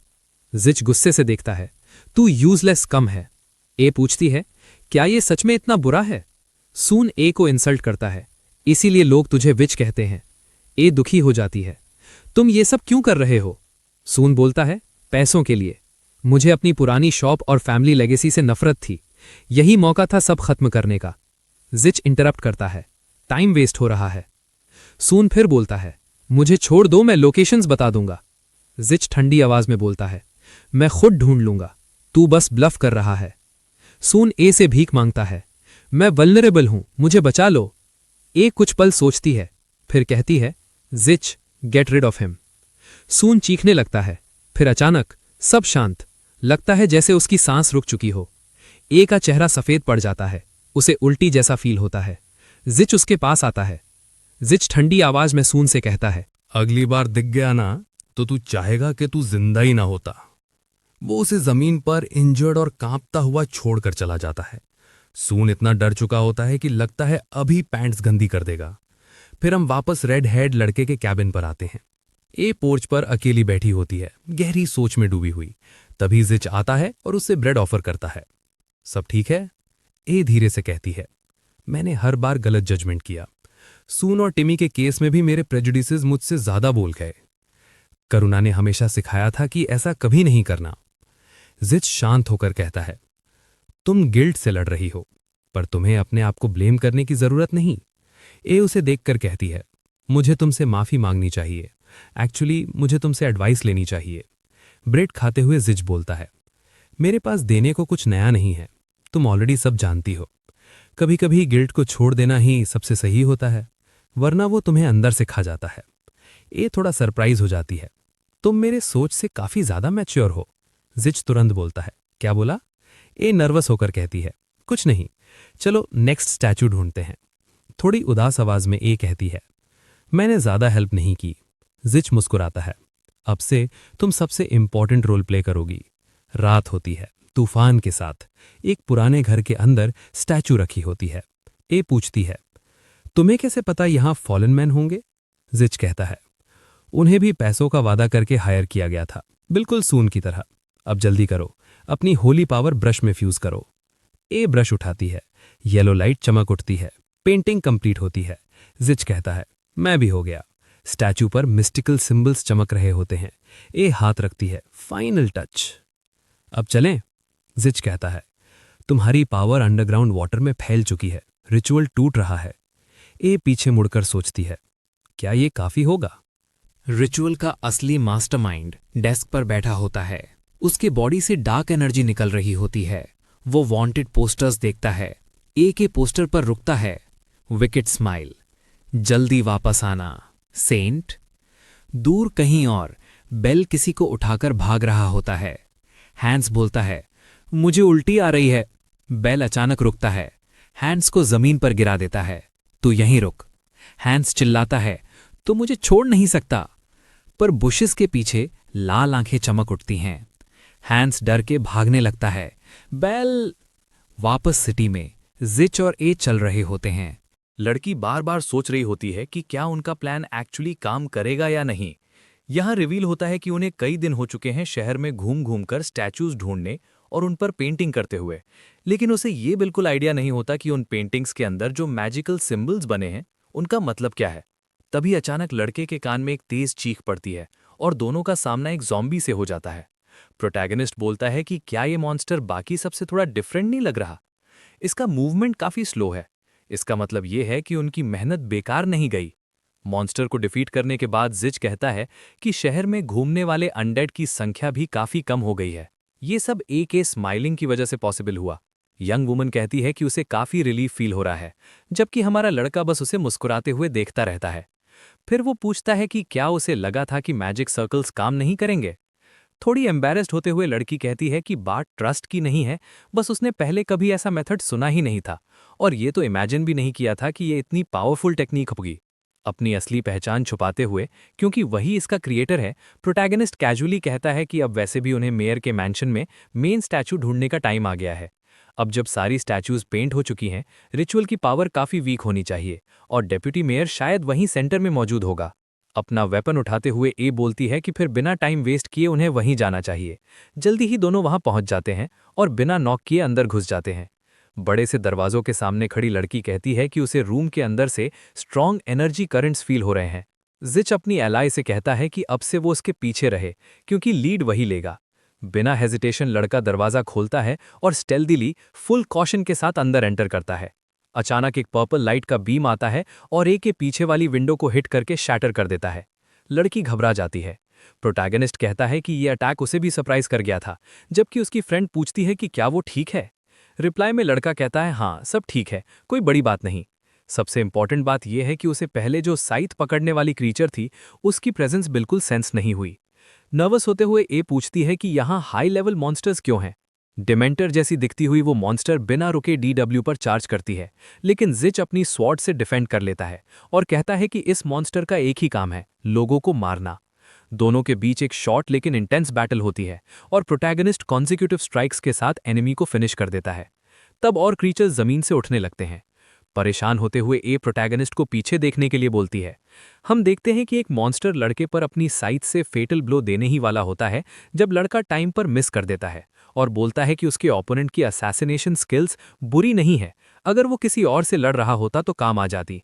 बैटल के एंड जैसा लगता है। यंग वुमन पूछती है कि शैडो मॉन्स्टर्स यहाँ कैसे आ गए। लड़का कहता है कि ये क्रीचर्स बेलो के द्वारा समन किए गए होंगे, जो लड़की को और ज्यादा नर्वस कर देता है।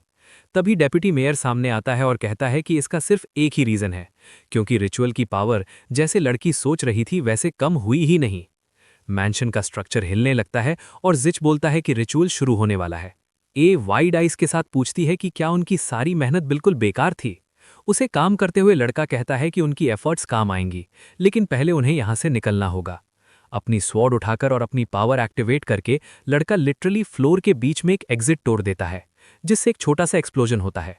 अपनी एलाई को पकड़ते हुए वो कहता है होल्ड ऑन टाइट, और गिरते हुए स्ट्रक्चर के बीच से उस इम्प्रोवाइज्ड एग्जिट की तरफ भागना शुरू करता है। डेब्री के बीच बेलो का स्टैचू सामने आता है, ग्लोइंग और हवा में फ्लोटिंग, नीचे एक मैसिव वाटर बॉडी के ऊपर। डेप्यूटी मेयर उसे देखकर कहता है कि क्या ये सीन ब्यूटीफुल नहीं लग रहा। इस बात पर एवा और भी इरिटेट हो जाती है।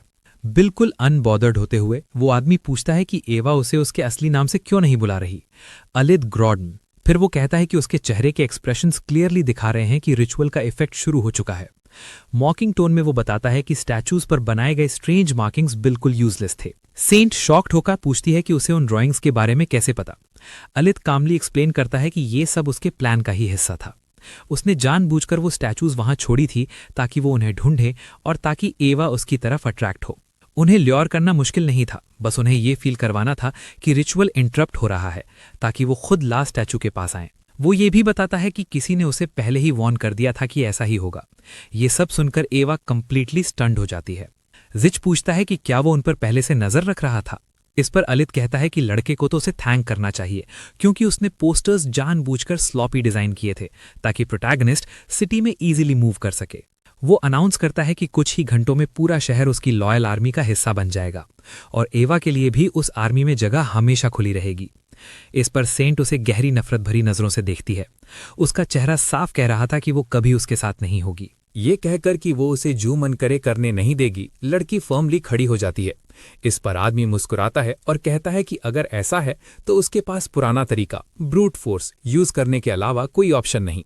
वो जिच की तरफ देखती है और उसका शुक्रिया अदा करती है, जिसे यंग मैन थोड़ा कंफ्यूज हो जाता है। अपनी बात समझाते हुए वो कहती है कि अगर जिच ना होता तो वो आज यहाँ जिंदा खड़ी भी ना होती, इसलिए वो अपनी पूरी कोशिश करेगी कि ज़ॉम्बीज को रोके रखे ताकि जिच वहां से निकल सके। इस पर डेप्यूटी मेयर गुस्से में बोलता है कि उसे जिच पर गुस्सा होना चाहिए, क्योंकि उसी लड़के ने उसे सच जानते हुए भी इस मुसीबत में डाला। तब हमारा हीरो सच रिवील करता है।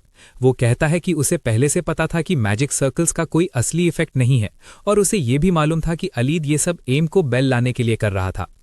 आदमी उसे ब्लफ कहकर टाल देता है, कहता है कि अगर ये सब सच होता तो वो लड़की को दोबारा यहाँ कभी नहीं लाता।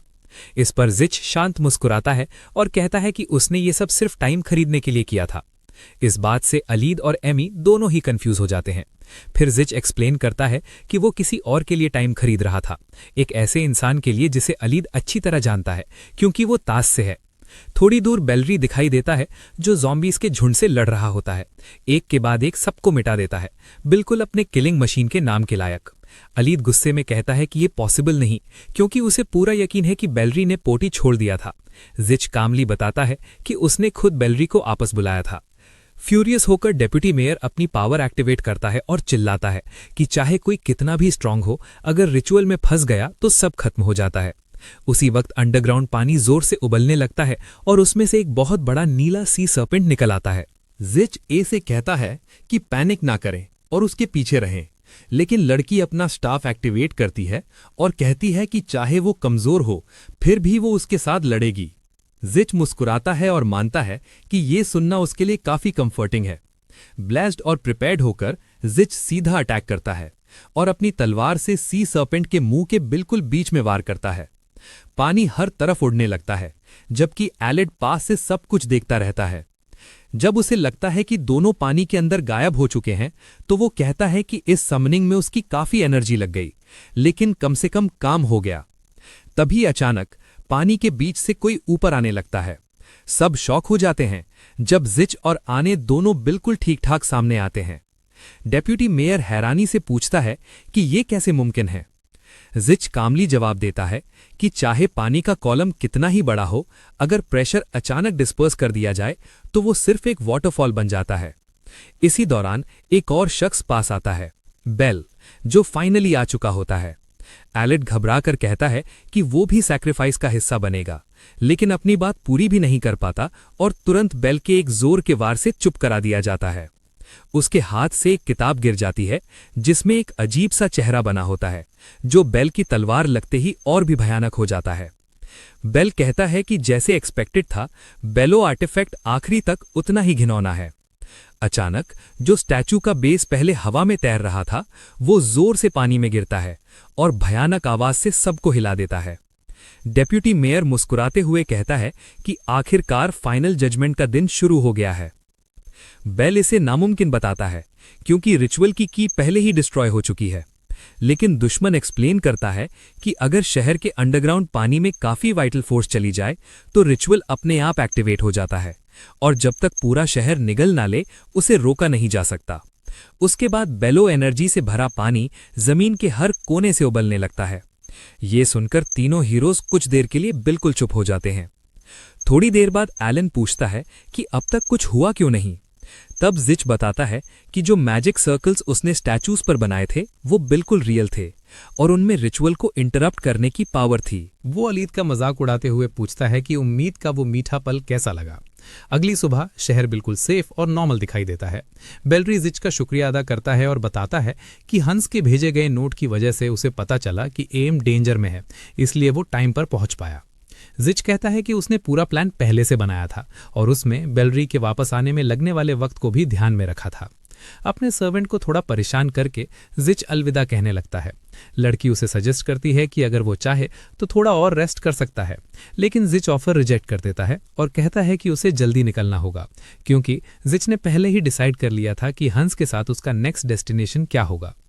मंदिर के अंदर सेंट बेलरी से बात करती है और बताती है कि उसे पता चला है कि प्रोटैगनिस्ट स्टीववॉल हाउस का सबसे बड़ा बेटा है। ये सुनकर बेलरी शॉक हो जाता है और पूछता है कि क्या वो उसी घर की बात कर रही है जिसे फोर्ट्रेस ऑफ स्टील कहा जाता है। मुस्कुराते हुई लड़की हाँ कहती है, लेकिन साथ ही ये भी ऐड करती है कि उसे पूरी श्योरिटी नहीं है, हो सकता है हंस मजाक कर रहा हो। अपनी थोड़ी देर सोच के बाद बेलरी कहता है कि चाहे जो भी हो, लड़के को ऑर्डर से छुपाकर रखना ही बेहतर होगा, क्योंकि अगर उन्हें पता चल गया कि उसी ने उन्हें मैजिक सर्कल सिखाया था जो बेलेड रिचुअल को इंटरप्ट करता है, तो वो बदला लेने के लिए उसके पीछे पड़ जाएंगे। ए भी इस बात से अग्री करती है और कहती है कि जिच को छुपाकर रखना एक समझदार फैसला है। इसके बाद बेलरी परमिशन मांगता है क्योंकि उसे पोप से मिलना होता है और ए एक बार फिर उसका शुक्रिया अदा करती है। तभी रिवील होता है कि कोई छुपकर ये सब देख रहा था।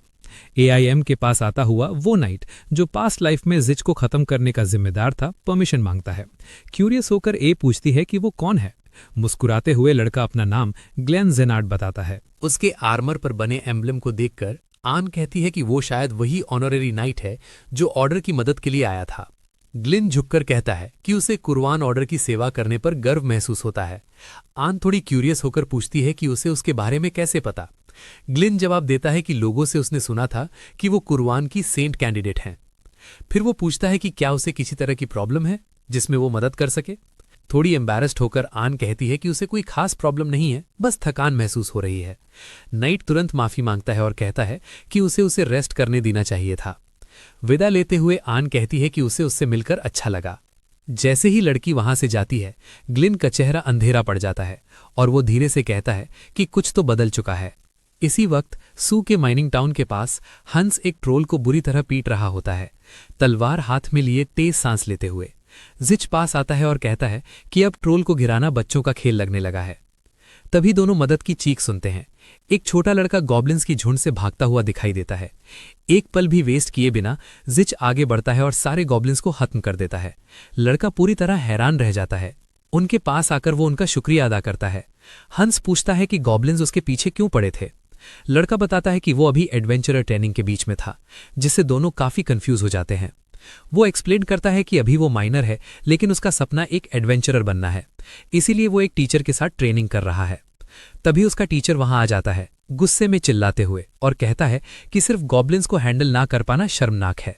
जाने से पहले लड़का जिच से पूछता है कि उसका नाम क्या है, ताकि वो फ्यूचर में एहसान चुका सके। जवाब मिलने से पहले ही वो खुद अपना नाम बताता है, स्नॉक।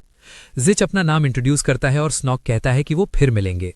हंस थोड़ा कंफ्यूज होकर पूछता है कि एडवेंचरर होता क्या है, लेकिन जिच कहता है कि अभी ये मैटर नहीं करता, क्योंकि उन्हें अपना काम कंटिन्यू करना है। हंस की तरफ देखकर वो उसे कहता है कि पीछे खड़े क्रीचर से फाइट ट्राई करे, जो एक बहुत बड़ा ऑर्क होता है। दूसरी तरफ स्नॉक और उसका टीचर साथ चल रहे होते हैं। टीचर उसे ऑर्डर देता है कि चलते वक्त अपना माना एक्टिवेट करे, लेकिन माना यूज करने से पहले ही स्नॉक एक पत्थर पर लड़खड़ाकर गिर जाता है। इरिटेटेड टीचर पूछता है कि वो कितनी बार गिरेगा, क्योंकि उसका पेशेंस खत्म हो रहा है। स्नॉक के घुटने पर चोट लग जाती है। फाइनली पेशेंस खोकर टीचर कहता है कि आज की ट्रेनिंग यहीं खत्म, जिससे स्नॉक बिल्कुल शॉक्ड हो जाता है। स्नॉक परेशानी में कहता है कि उसे और ट्रेनिंग चाहिए, लेकिन टीचर नहीं मानता। तभी एक प्यारी सी मोल उसका ध्यान खींच लेती है। टीचर कहता है कि इस जगह पर रहना उस छोटे जानवर के लिए डेंजरस है और उसे अपनी फैमिली के पास वापस जाने को कहता है। स्नॉक वहां से जाने लगता है, लेकिन मोल उसके पीछे पीछे चलने लगती है। पीछे मुड़कर स्नॉक सोचता है कि शायद उसके पास जाने के लिए कोई जगह नहीं है। थोड़ी देर सोचने के बाद वो डिसाइड करता है कि वो मोल को अपने साथ ले जाएगा और उसे कहीं और, शायद एक रेस्टोरेंट के पास रख देगा। इसी दौरान जिच और हंस एक जगह बैठकर डिनर कर रहे होते हैं। हंस कहता है कि उसके मन में एक सवाल है। फिर वो पूछता है कि जिच ने सू जाने का डिसीजन क्यों लिया और उसी शहर को अपना नेक्स्ट डेस्टिनेशन क्यों चुना। जिच जवाब देने ही वाला होता है जब वो कहता है कि ये काफी इंप्रेसिव है कि उसका हंस को अचानक याद आ जाता है और वो जवाब देता है कि वो इतना भी बेवकूफ नहीं है। जिच हंस के सवाल का जवाब देते हुए बताता है कि उसने सू को नेक्स्ट डेस्टिनेशन इसीलिए चुना क्योंकि वो दिन करीब आ रहा है, लेकिन फिर ये भी कहता है कि चाहे वो पूरी एक्सप्लेनेशन दे दे, हंस फिर भी समझ नहीं पाएगा। इसीलिए वो सिर्फ इतना कहकर बात खत्म करता है कि सू वो शहर है जो नोअन डिस्ट्रक्शन के देवता के हाथों बर्बाद होने वाला है। सीन वापस स्नॉक पर शिफ्ट होता है। शहर के बीच से गुजरते हुए वो अपने नए पेट के लिए नाम सोच रहा होता है। आखिरकार वो डिसाइड करता है कि छोटी सी मोल का नाम नोअन होगा। उसी पल कहानी एक अंधेरी गुफा में पहुंच जाती है, जहां स्नॉक का टीचर किसी रहस्यमयी शख्स से बात कर रहा होता है। वो आदमी उसका शुक्रिया अदा करता है और सोने के सिक्कों से भरी एक थैली उसके हाथ में पकड़ा देता है। पैसा देखते ही टीचर की आंखें चमक उठती हैं। क्यूरियस होकर वो पूछता है कि क्या काम पूरा हो चुका है, क्योंकि उसने स्नॉक को मोल तक पहुंचाया था। हुड पहने हुए शख्स हाँ में जवाब देता है। इस पर टीचर कहता है कि अब वो टीचर बनने का नाटक छोड़ सकता है। अग्री करते हुए रहस्यमय आदमी फिर से उसका शुक्रिया अदा करता है। कहता है कि उसकी मदद से वो अपना प्लान तुरंत आगे बढ़ा पाएगा। अगली सुबह एक व्यापारी हंस को बताता है कि ये पत्थर सिर्फ हर 1000 साल में एक बार मिलता है। ये सुनकर हंस शॉक हो जाता है और पूछता है कि क्या वो सच में श्योर है। तभी एक सेल्सवुमन जोर से बुलाकर कहती है कि एक ब्लाउज हंस पर बहुत अच्छा लगेगा, जबकि पास ही एक आदमी स्पेशल सॉस के साथ ग्रिल्ड मीट ऑफर करता है। अपनी डिजायर्स को कंट्रोल ना कर पाते हुए हंस सब कुछ उठा लेता है। नए कपड़ों में जिच के पास जाकर हंस पूछता है कि वो कैसा लग रहा है। जिच सोचता है कि उसका सर्वेंट इतनी देर तक अपने आप को कैसे रोक पाया। पास खड़ा एक बुजुर्ग आदमी कहता है कि उसे पहले से पता था कि स्नॉक को किसी न किसी दिन बेवकूफ बनाया जाएगा। एक और आदमी बताता है कि सो कॉल्ड एडवेंचरर टीचर ने कल ही रिजाइन कर दिया और छोटा लड़का इतना दुखी है कि घर से बाहर तक नहीं निकल रहा। ये बात सुनकर जिच को अचानक याद आता है कि उसने ये नाम पहले भी सुना है। तुरंत ही उसे वो छोटा लड़का याद आ जाता है जिससे वो पिछले दिन मिला था। सोचते हुए जिच रियलाइज करता है कि उसने उस आदमी से एक अजीब सी एनर्जी महसूस की थी और अब उसे समझ आ जाता है कि वो आदमी एक फ्रॉड था। तभी हंस वापस आता है, खाने से भरा बैग उठाए हुए, और जिच से कहता है कि उसे जरूर ट्राई करे। सीन कट होता है स्नॉक के घर पर। छोटा लड़का अपने बिस्तर पर लेटा होता है, आंखों के नीचे गहरे काले घेरे, बिल्कुल थका हुआ। कोई उसके पास नहीं होता। वो पूछता है कि क्या उसका छोटा पेट बोर हो रहा है। क्यूट सी मोल ईमोल उसके हाथ में सिमट जाती है। स्नॉक धीरे से कहता है कि वो लकी है क्योंकि उसे किसी चीज की टेंशन नहीं है। अचानक ईमोल अपना पंजा उठाती है और स्नॉक के चेहरे पर चढ़ जाती है, जिससे लड़का मजाक में पूछता है कि क्या वो बोर होने का बदला ले रही है। तभी एक आवाज स्नॉक का ध्यान खींच लेती है। वो बेड से उठकर देखने जाता है कि क्या हो रहा है। दरवाजे के पास पहुंचकर वो हैरान होता है कि दरवाजा अपने आप कैसे खुल गया। थोड़ी अजीब फीलिंग के बावजूद वो उसे बंद करने का डिसीजन लेता है, ये महसूस करते हुए कि घर में कोई और भी है। उसके पीछे एक हुड पहना हुआ शख्स खड़ा होता है। इसी वक्त हंस और जिच शहर में चल रहे होते हैं। मुस्कुराते हुए हंस पूछता है कि क्या उसने जो खाना दिया था वो अच्छा नहीं लगा। खाते हुए जिच कैजुअली पूछता है कि क्या वो कपड़े पहन नहीं सकता। थोड़ा उदास होकर हंस पूछता है क्यों, क्योंकि शॉपकीपर ने कहा था कि ब्लाउज उस पर अच्छा लग रहा है। तभी जिच की नजर एक बिल्डिंग की छत पर भागते हुए किसी चीज पर पड़ती है। ध्यान से देखने पर 2 हुड पहने हुए लोग दिखते हैं, जिनमें से एक स्नॉक को बेहोश हालत में उठाए हुए होता है। हंस पूछता है कि वो क्या है और जिच जवाब देता है कि वो लोग हैं, लेकिन अंदर ही अंदर उसे तुरंत पहचान हो जाती है कि उठाया गया बच्चा वही स्नॉक है। ये समझते ही कि स्नॉक का किडनैप हो रहा है, जिच डिसाइड करता है कि वो उनका पीछा करेगा, क्योंकि शायद ये किसी की मदद करने का मौका हो। हंस को रोककर जिच उसे घर वापस जाने का ऑर्डर देता है, कहता है कि उसे कुछ जरूरी काम निपटाना है। हंस वेट करने को कहता है, लेकिन तब तक बहुत देर हो चुकी होती है। जिच छतों पर दौड़ते हुए जंप लगाता है, किडनैपर्स का ध्यान खींचने के लिए चिल्लाता है। जब कोई रिस्पॉन्स नहीं मिलता तो वो कहता है कि वो बस थोड़ी देर बात करना चाहता है, क्योंकि उसे उस लड़के से बात करनी है जिसे वो ले जा रहे हैं।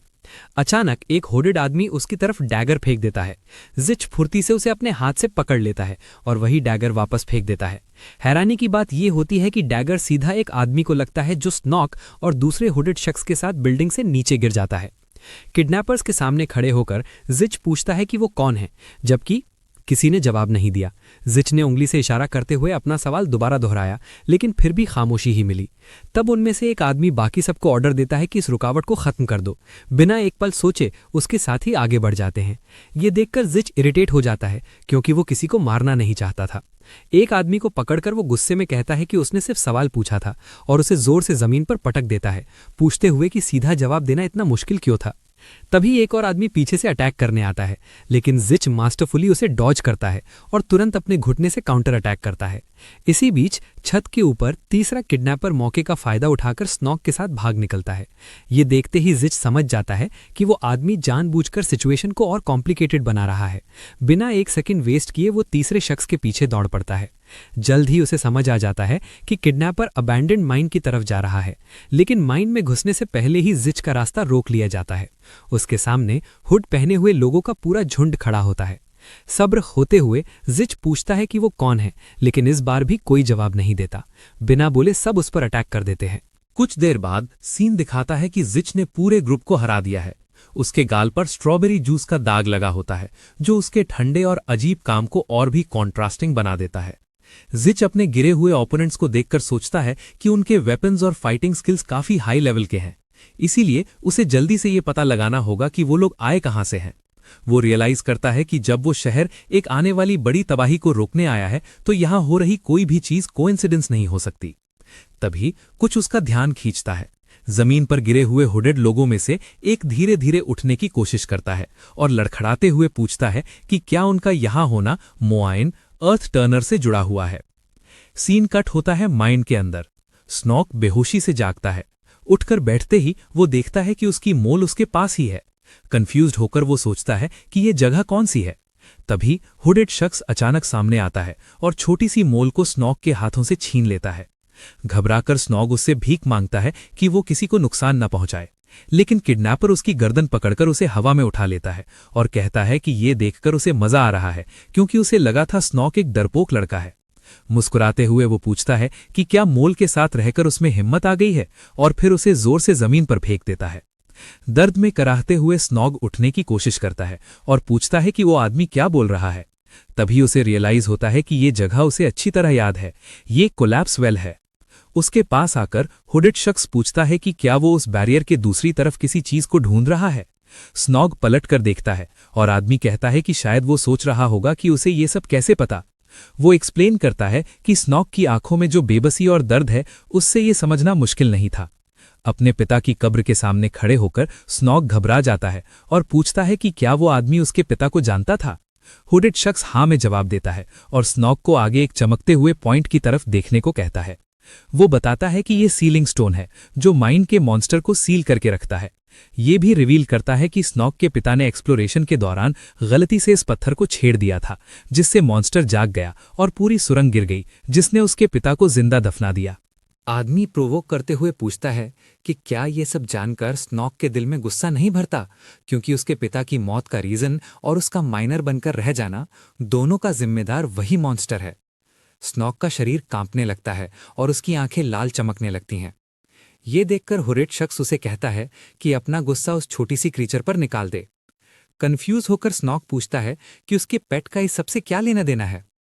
तब आदमी सच उगल देता है। मोल ही वही मॉन्स्टर है जिसने अर्थक्वेक लाया था और जिसकी वजह से उसके पिता की मौत हुई। वो और भी जहर भरे शब्दों में कहता है कि उस छोटी सी चीज में इतनी हिम्मत थी कि वो स्नॉक के पास आकर फैमिली का हिस्सा बनने का नाटक करे।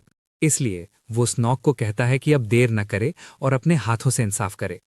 अपनी हद पर पहुंच चुका स्नॉक अंदर से कुछ जागने लगता है। इसी वक्त माइन के बाहर जिच तेजी से दौड़ रहा होता है, क्योंकि जिस ग्रुप को उसने हराया था वो उसके एक नाम लेने के साथ ही सेल्फ डिस्ट्रक्ट हो गया था। ये एक बहुत ही एडवांस तरीका था जो फायर मैजिक, आर्टिफैक्ट नॉलेज और हाई लेवल प्लानिंग को दिखाता था। जिच सिर्फ इतना ही सोच पाता है कि ये सब किसी तरह नोएन से जुड़ा हुआ है, लेकिन अभी उसे ये पता लगाना बाकी है कि असली दिमाग कौन है। सब कुछ जैसे किसी अनसीन फोर्स के कंट्रोल में हो, तब अचानक एक प्रेजेंस अप्रोच करती है, एक ऐसी एनर्जी जो जिच तुरंत पहचान लेता है। एक पल भी वेस्ट किए बिना वो अपनी तलवार खींच लेता है और तब रिवील होता है कि उसके सामने खड़ा शख्स और कोई नहीं बल्कि नो वन खुद स्नॉक के शरीर में इनकारनेटेड है। जिच पूछता है कि किडनैपिंग के बाद स्नॉक ऐसे क्यों बिहेव कर रहा है। कोई जवाब नहीं मिलता। उसे देखकर जिच समझ जाता है कि स्नॉक होश में नहीं है। एक बार फिर कोशिश करते हुए वो पूछता है क्या उसने कभी नानिन का नाम सुना है। तब भी कोई रिस्पॉन्स नहीं आता। अगले ही पल स्नॉक बात भींच लेता है और जमीन से तेज नुकीले पत्थर उठने लगते हैं। जिच पीछे हटकर खुद को बचा लेता है। वो सोचता है कि ये सब अजीब है क्योंकि उसे याद नहीं पड़ता कि मैलान कभी ऐसा था। फिर वो कंक्लूड करता है कि नहीं, क्योंकि वो गॉड हमेशा अपने दुश्मनों में सिस्टमैटिक और रैशनल तरीके से इनकारनेट करता था, जबकि ये इनकारनेशन बिल्कुल अनस्टेबल और इनसेन लग रही थी। तब जिच नोटिस करता है कि स्नॉक के बाल आग जैसे जल रहे हैं। स्नॉक समझ जाता है कि अटैक आने वाला है, क्योंकि जिच हवा में उठ चुका होता है सीधा उस पर गिरने के लिए। जिच वार्निंग देता है कि अगर उसे चोट नहीं लगवानी तो बेहतर होगा कि वो सवालों का जवाब देना शुरू करे। स्नॉक अपना हाथ चेहरे के आगे उठाकर डिफेंस लेता है। अचानक पूरा एरिया नीली रोशनी से भर जाता है। जिच का अटैक जमीन पर लगता है, पत्थर हर तरफ उड़ जाते हैं। बिना रुके स्नॉक काउंटर अटैक करता है और लाल रोशनी की बीम छोड़ता है, जिससे जिच को रिट्रीट करना पड़ता है। जिच सोचता है कि एक नॉर्मल इंसान ये सब सरवाइव नहीं कर सकता था। दोनों एक दूसरे को घूरते हुए सामने खड़े रहते हैं। तब और भी ज्यादा पत्थर जमीन से उठने लगते हैं और जिच समझ जाता है कि स्नॉक की पावर अचानक बढ़ गई है। इसका मतलब था कि वो अर्थ टायरेंट के रूप में अवेकन होने वाला है। तलवार पकड़ते हुए जिच डिसाइड करता है कि बैटल को जल्दी खत्म करना होगा, वरना स्नॉक और भी पावरफुल हो जाएगा। स्नॉक अपनी रक्षा के लिए एक स्टोन वॉल बनाता है, लेकिन जिच उससे आसानी से चीरकर निकल जाता है। आखिरी चट्टान काटते ही स्नॉक एक और अटैक लॉन्च करता है। तेज चमक की वजह से जिच चीख पड़ता है और आंखें सिकोड़ लेता है, जबकि स्नॉक बिना किसी रिएक्शन के उसे घूरता रहता है। इसी बीच अचानक सीन शिफ्ट होता है। जिच का सामना उसी हुडेड फिगर से होता है जो पहले भी दिख चुका था। वो आदमी कहता है कि जिच को दूसरों की जिंदगी की कीमत समझनी चाहिए, क्योंकि बिना वजह लोगों को मारने से वो नरक तक पहुंच सकता है। वो पीछे हटने का फैसला करता है और पूछता है कि क्या स्नॉक के साथ ये सब उस आदमी ने किया है। मुस्कुराते हुए आदमी पूछता है कि क्या उसने काफी अच्छा काम नहीं किया। जिच जवाब देता है कि एनर्जी देखकर लगता है कि आदमी ने स्नॉक को एक मिथिकल अर्थ बीस्ट के साथ फ्यूज किया है, एक ऐसा प्राणी जिसे वो नो वन के नाम से जानता है। मन ही मन दुश्मन हैरान होता है कि जिच को ये सब कैसे पता। वो ये सवाल सीधा पूछता है। अपनी गर्दन खुजाते हुए जिच कैजुअली कहता है कि वो अपने सारे ट्रिक्स रिवील नहीं कर सकता। इस बात से इरिटेट होकर आदमी अटैक की तैयारी करता है और कहता है कि अगर जिच जवाब नहीं देगा तो वो फोर्स से इन्फॉर्मेशन निकाल लेगा। तब रिवील होता है कि आदमी ने वही पावर खुद पर भी यूज की है। अब वो पहले से 2 गुना बड़ा एक भयानक बीस्ट बन चुका होता है। वो कहता है कि वो ये फॉर्म जिच को दिखाना नहीं चाहता था, लेकिन अब मजबूरी थी। बिना सोचे समझे स्नॉक आदमी पर चार्ज करता है, लेकिन आदमी उसके बालों से पकड़ लेता है और पूछता है कि क्या वो सच में खुद को थ्रेट समझता है। उसे दूर फेंकते हुए वो कहता है कि अब उसे किसी और चीज पर ध्यान देना है। जिच बीच में आकर पूछता है कि क्या स्नॉक को इस तरह फेंकना सही आइडिया था।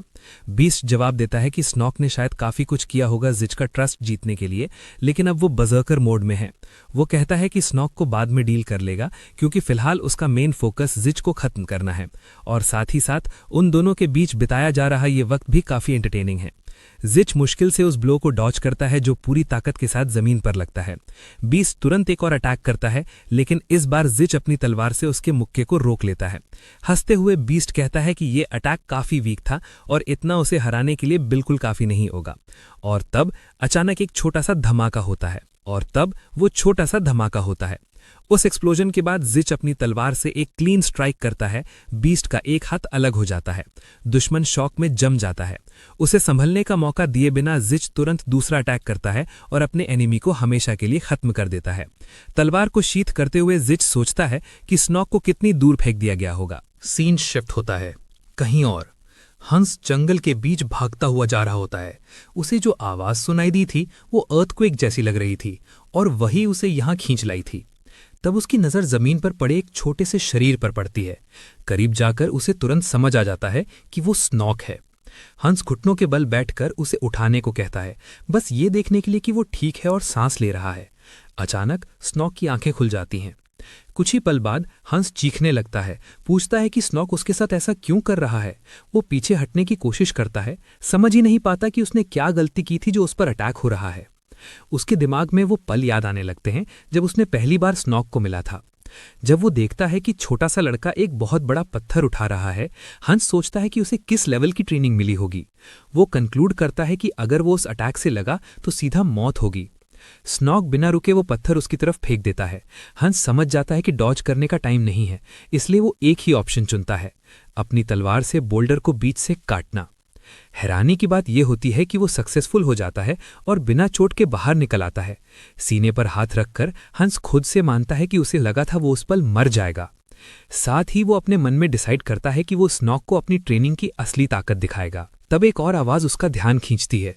पीछे मुड़ते ही वो देखता है कि जमीन से एक मैसिव स्टोन वॉल उठ रही है।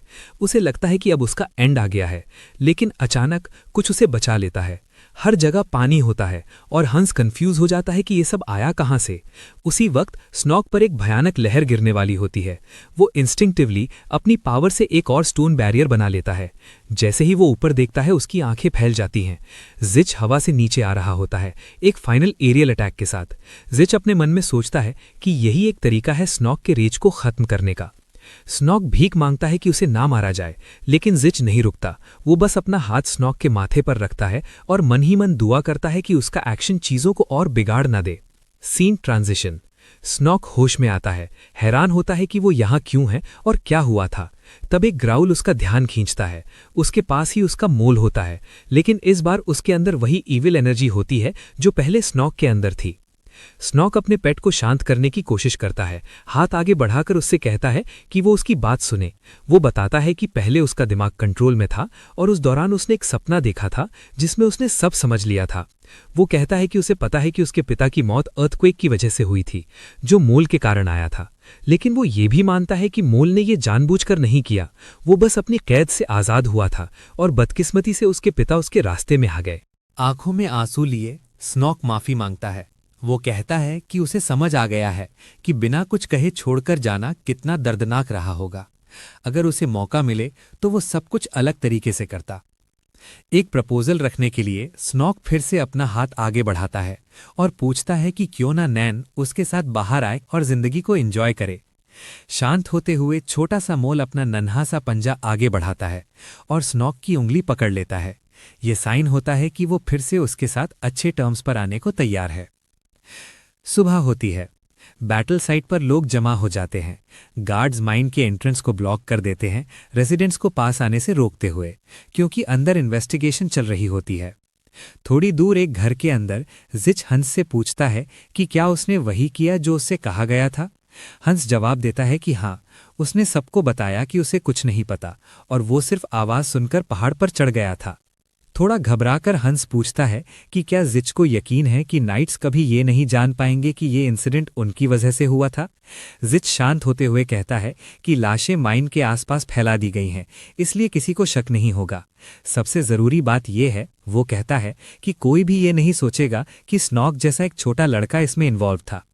जिच फिर स्नॉक की तरफ देखता है और कहता है कि क्योंकि उसने और नोवन ने एक पैक्ट बना लिया है, सब कुछ ठीक रहेगा, खासकर इसलिए भी क्योंकि दोनों की मैना एबिलिटीज काफ़ी मिलती जुलती हैं।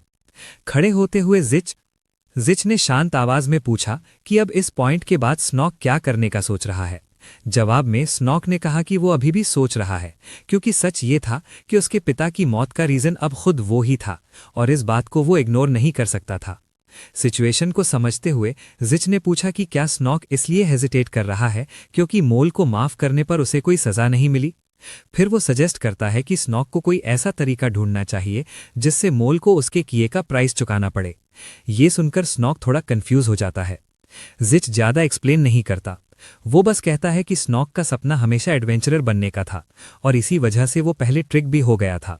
इसलिए जिच सोचता है कि इस रास्ते में मदद करना भी एक अच्छा काम होगा। अचानक जंगल के बर्ड्स बेचैनी से चहचहाना शुरू कर देते हैं। किसी मूवमेंट को सेंस करते ही वो सब उड़कर वहां से दूर चले जाते हैं। एक वॉरियर जो काफी थका हुआ लग रहा होता है फिर भी अपना वेपन टाइटली पकड़े रहता है। एक भयानक चीख के साथ वो अपनी पूरी ताकत से आगे चार्ज करता है।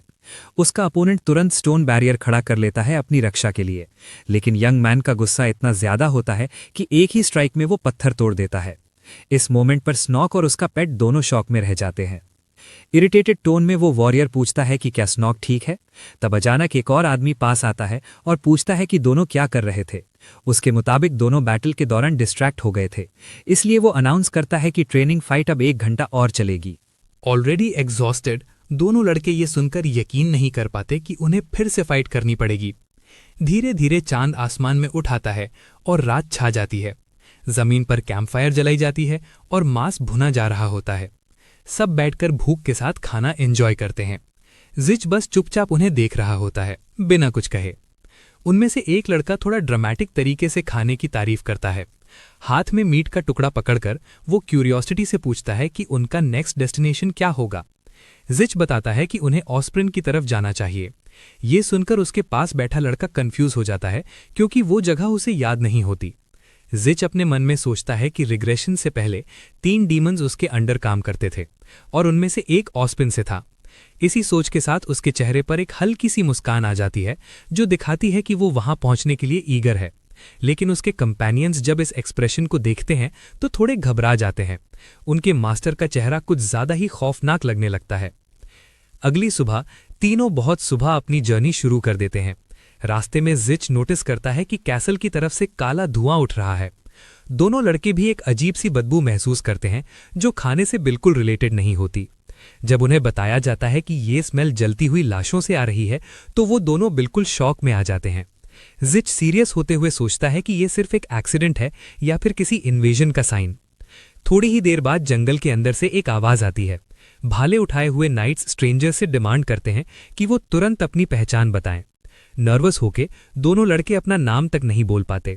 तब जिच कामली आगे बढ़ता है और बताता है कि वो सिर्फ ट्रैवलर्स हैं जो रात के लिए सेफ जगह ढूंढ रहे हैं। गार्ड्स आपस में डिस्कस करते हैं कि शायद ये लोग माउंटेन से आए हैं और बीमार भी हो सकते हैं। इस दौरान जिच चुपचाप उनकी बातें सुनता रहता है।